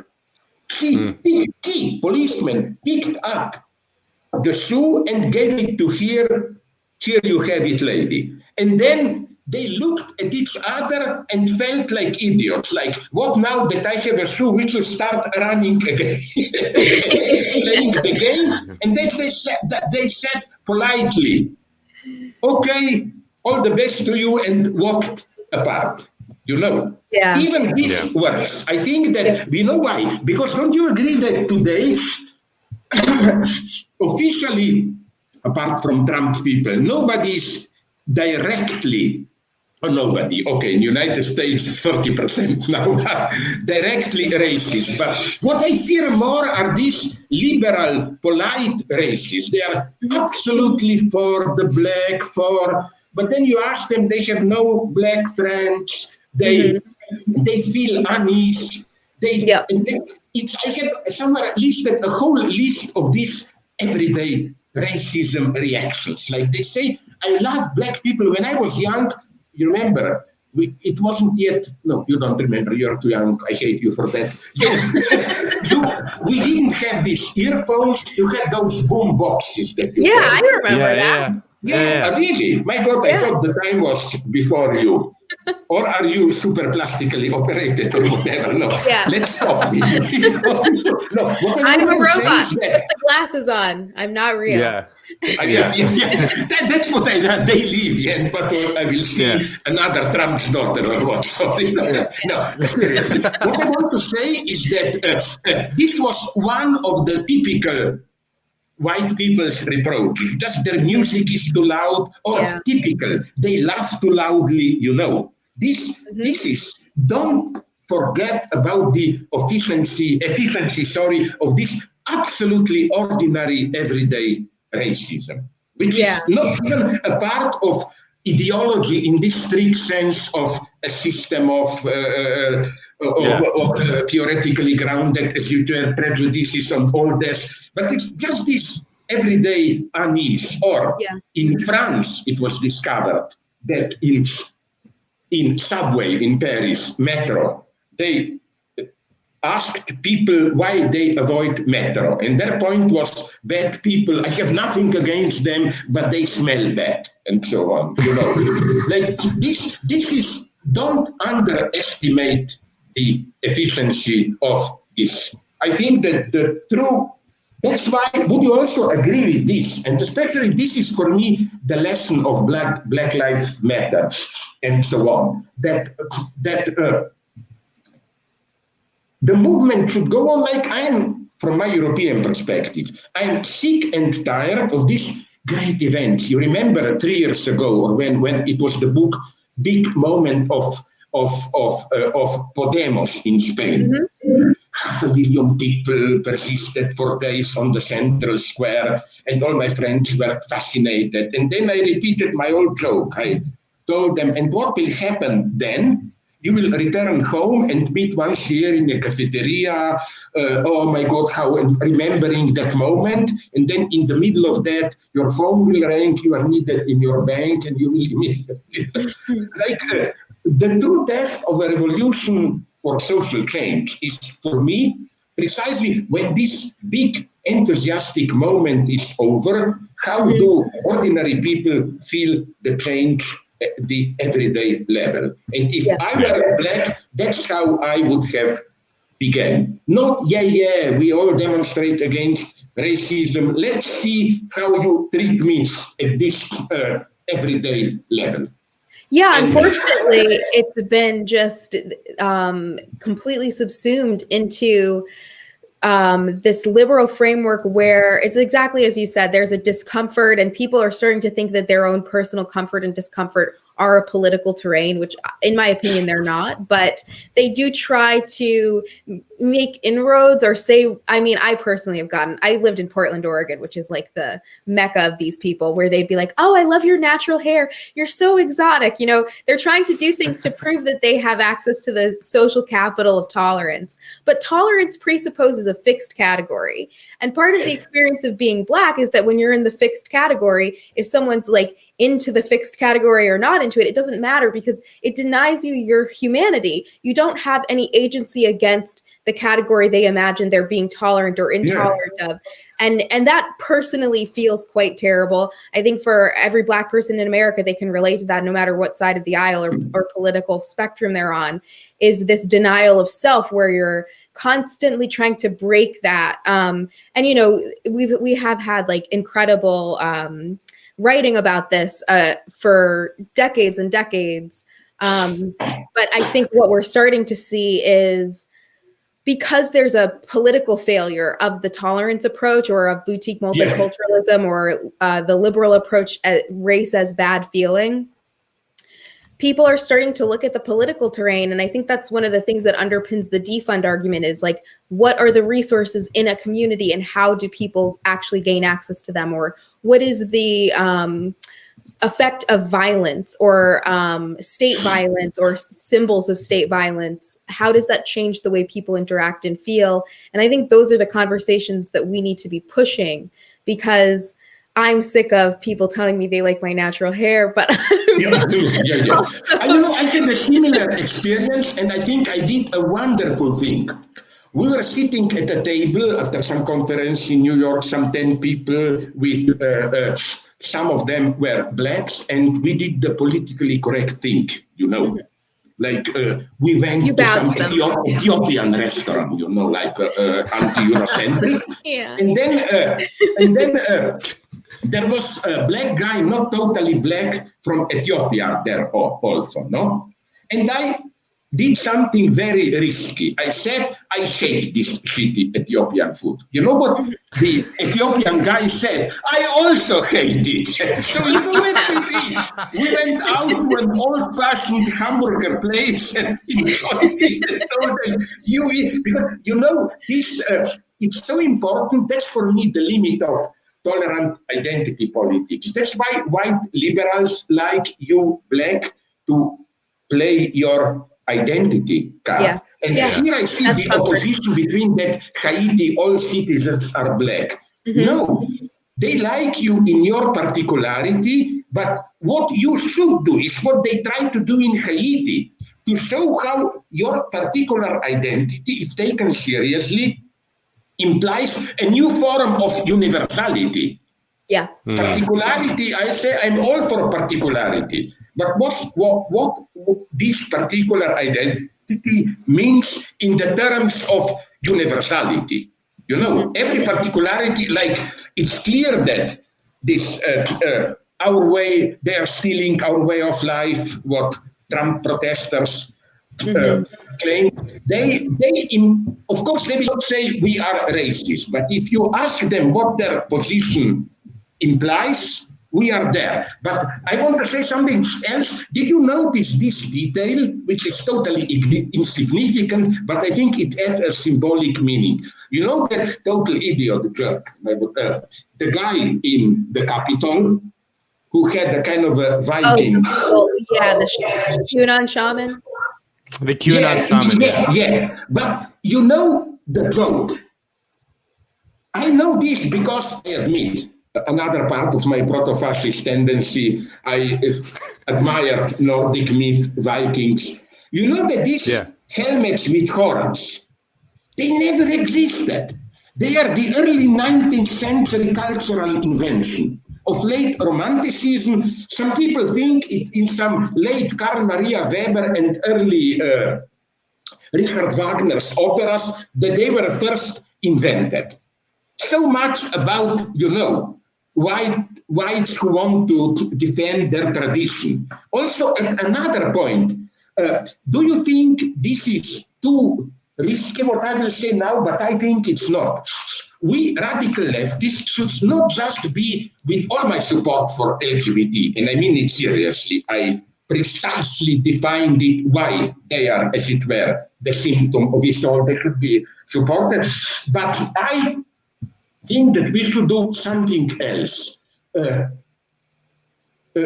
You know, the idea came to me with that unfortunate debate with Jordan Peterson, no? Yeah. He has this idea, we lack firm values, postmodern historicism, relativism.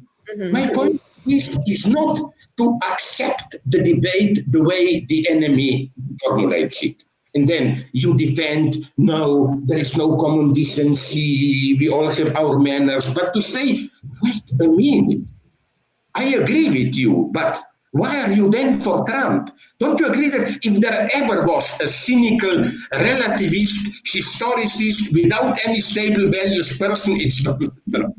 Yeah. He is the true, in this critical sense, he is the true historicist, relativist. And if there is somebody who has, I know how problematic the term is. I use it as a provocation. If there is somebody who really deserves the name moral majority, simple decency, it's Bernie Sanders.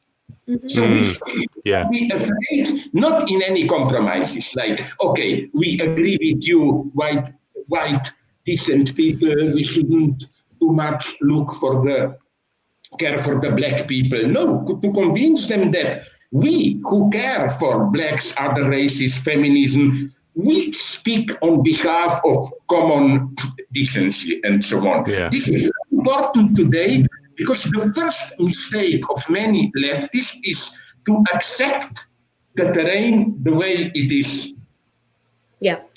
The way it's framed by the right. Issues are formulated by the enemy. So if you ask me, did you read a good text by Warren Montag, where I forgot where from California, a Marxist, who said that who on the one hand claimed that, and we shouldn't, that's to conclude one remark I want to make, very important, I think, that there was also some kind of a carnival moment in what happened on the Capitol, this mob going wild and so on. And that's what should give us to think. Many leftists think, even Negri and Hart developed this, I think, in their first book, the big hit, Multitude and so on, that carnival is the moment of freedom where social rules are suspended. Yeah, but I'm very ambiguous about it. When the social rules are suspended, it's also the worst of you that comes back. Sorry, but in American South in the 20s and later, the carnival was raping black women and lynching black men. Yeah. Smiling in front of it. Yeah. Yep. Yeah, Kristallnacht was also a carnival. And then... but the structure of that, it's not without structure. It's not a space of freedom. It's just... I totally agree with you. Now, at least, sorry. Of decency. It's just because now at least FBI once, as if by mistake, FBI is doing some, I wouldn't say good stuff, but stuff that we can use. Yeah. And more and more it shows this wasn't just a lower class crowd staging a carnival there.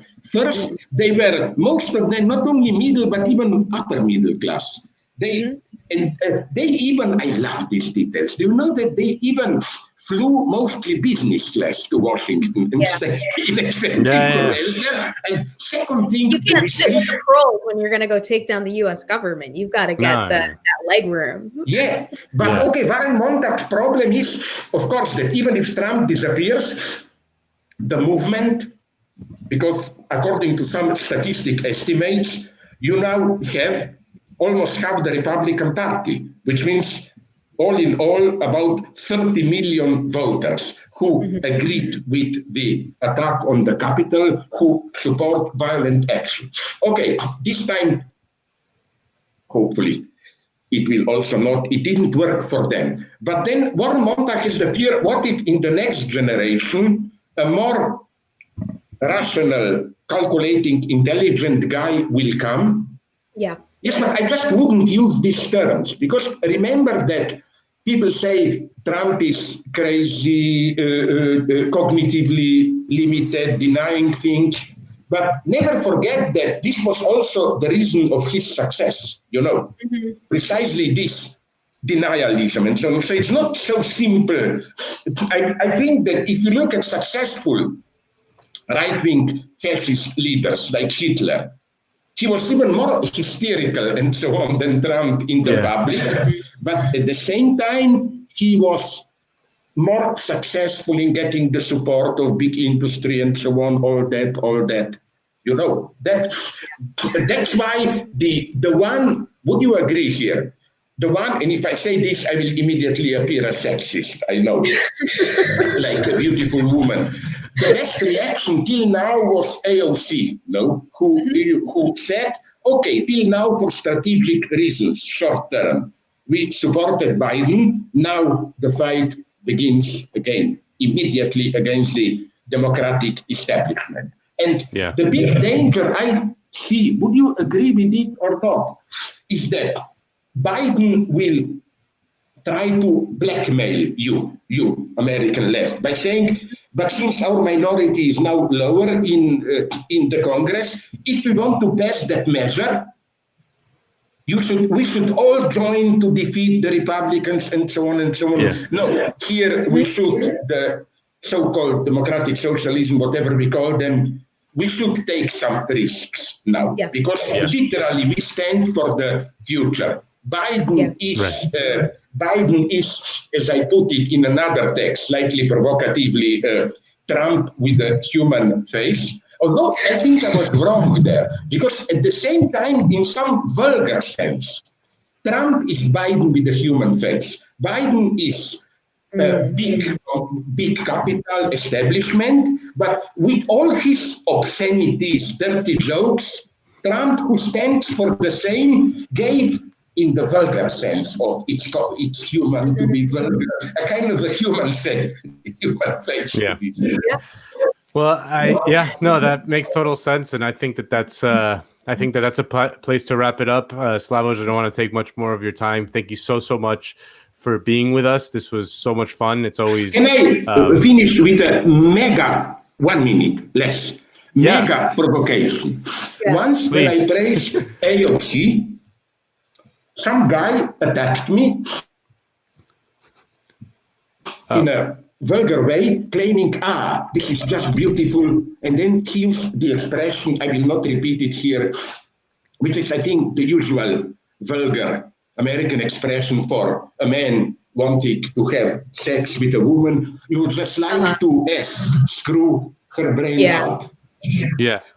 Admit it or not, and especially to you, Alevancio, I think I gave a very good feminist answer. I said, maybe, but I cannot do it because her brain, not just her looks, is really so big, it's very bright, it's brilliant what she's doing, that I'm too old to S out all her brain. I think this is a vulgar but a beautiful answer. This is what I like to do. Let's accept the vulgar terrain, but let's turn it around from within. Because I really think, I was quite shocked. At the beginning, it was, I admit it, I'm a male chauvinist, her beauty. But then I saw some of her congressional hearings and so on. Wait a minute, she is really bright, to cut a long story short. She is really bright. No? So I think that if really, as she said, she felt threatened, that they wanted to kill her, where if I were the Viking guy or all those, well, I would begin by killing her. The Viking guy really didn't fulfill the Viking prophecies there. He didn't kidnap or sell anyone into slavery. But I think is that nonetheless, I think it was meant more as a carnival, which doesn't mean that it's not serious. My formula here is I used it. Marx said first as a tragedy, then as a farce. But as already Herbert Marcuse said about Nazism, remember, it began as a carnivalesque farce in the 20s in Germany. That the experience of fascism tells us first as a farce, then as a tragedy. You had the farce now, in spite of that. Basically, it was a carnival. But let's wait and see. Yeah, and that's where is this live? Yes, it Yes, is live. it's live. Oh my Yeah. God! So you cannot do the Stalinist censorship. Okay, I No. ask you. I'm sorry that I don't smoke because of all that I've said here. Then I should have asked you send me cigarettes to prison. But I'm beyond that. I don't care. I'm really Slavoj, grateful. If you Thanks come very back much. Thank on, you. we will send you cigarettes. We'll also see Absolutely. if Jacobin can get a dominatrix to, enforce some of those Yeah. question times. Now Yeah. it's another thing that you need with me. Did you see? But I don't like it. It no longer works. James Bond movie Goldfinger. You Yes. remember the famous car with the red button? That Yes. you press the red button and the guy sitting next to you, the idea is he's Yeah. having a Yeah. gun that you controlled is thrown out, no? We'll ask Yes. Maybe Caleb next about time that. when I go in these obscene topics, you need a red button. Yeah. Put the red button for self-eject. Yeah. Thanks very much, really. Thank Thanks you. very much. Really appreciate it. Bye-bye. Bye-bye. Wow, Slavoj Žižek, always a trip, always Yes. a great time. Yeah. How can you not love the man? Really, it's really just a litany of both like intelligence, but also just a willingness to have fun that I find very intoxicating. Yeah, and it's nice with these extremely serious, somewhat grave conversations, and I think Yeah. he's absolutely right. The alt-right online, its online presence is also farce, irony, sarcasm. It's not Right. serious, but we have guns kind of thing, Right. Maybe we need to match a little bit of that. Certainly worked for Chapo. It certainly worked Right. for Zizek. Totally. Well, let's bring on young producer Kale to wrap this show up. Kale, where are you at? There he is. What did you Kale, think of Can you Big get Bad us that Zizek? button? There is. Yeah. This is not an act I can follow. There is nothing I could say right now after what we've just watched. That was incredible. No, yeah. It's just, again, I love we've had tons of great guests on the show. Don't get me wrong. Ronan Burdenshaw was an incredible guest. We've had, tons of great, but just something about and Zizek would hate me for saying this, something about the old timers, just, they're the best, Richard Wolff, Zizek, Noam Chomsky, there's just something about it is just, I love so much. We should start calling them the boombox generation. Maybe The boombox generation. Yes, absolutely. I like it. So, folks, audience, friends, comrades of our viewers, send us some super chats. We can try to answer some questions in the next couple minutes. And in the meantime, if you're not sending a super chat, or even if you are sending a super chat, please hit like, please hit subscribe, please share this if you enjoyed it. Yeah. It takes like 2 seconds, and there's going to be a lot more of this kind of stuff in the future. Maybe we'll get Žižek back on. So Sure we will. Yeah. And in the meantime, I also want to mention that we now, for our video content, we have a Patreon that's in the description of this. And so we're going to start doing some exclusive Patreon content in the coming months. So it will be worth it. We appreciate the support, but we're also going to try to give you something in return. And I might be more involved on that side of things. So, some Q&A. If you want some extra videos. Kale in your life. Yeah, what's your exclusive content going to be, Kale? Yeah. Just Kale gifts? Just like Kale reaction gifts? Yeah, we're going to do Massage Kale emojis. We're going to, so we'll just all of my... called Kale salad? Yeah, we can... What does that even mean? What would be a Kale salad in this context? A variety of quips and remarks all jumbled together. Yeah. But I'm not the producer. Why are you asking me to do Yeah. You're the producer. Yeah. We're getting some content ready to greenlight for the Patreon right now. This is, if you want exclusive, maybe never to be seen ever again, one-off things like Kale salad, maybe you should join the Patreon. But yeah, I have like two expressions. I don't think Kale emoji's gonna go. I don't think it's just me smiling at Bernie. Maybe that's it. Maybe it's just Just thinking about Bernie. I love Zizek's comment about Bernie, that he really does represent the moral majority, that he's like the true avatar of decency, and it's like, it's true, Bernie's just a good man. He's a good lad. He never did a bad thing in his life. And remember when they were trying to frame him as like he's this crotchety, mean old man? I was actually called out, like my son had a Bernie shirt on or something, and this woman was like, "Oh, I just think he's sexist. Like I don't like his attitude towards women." And she was like, "I try to show my kids like to support women." And I was like, "Oh, I think my son likes him because he reminds him of his Jewish grandpa." And she was like, "Uh-oh," like, "Oops." Because I was like, I could give you a substantive thing, or I could just call you out for anti-Semitism, and I'm gonna do it the anti-Semitism part. Yeah, use it. You weaponize it back against them.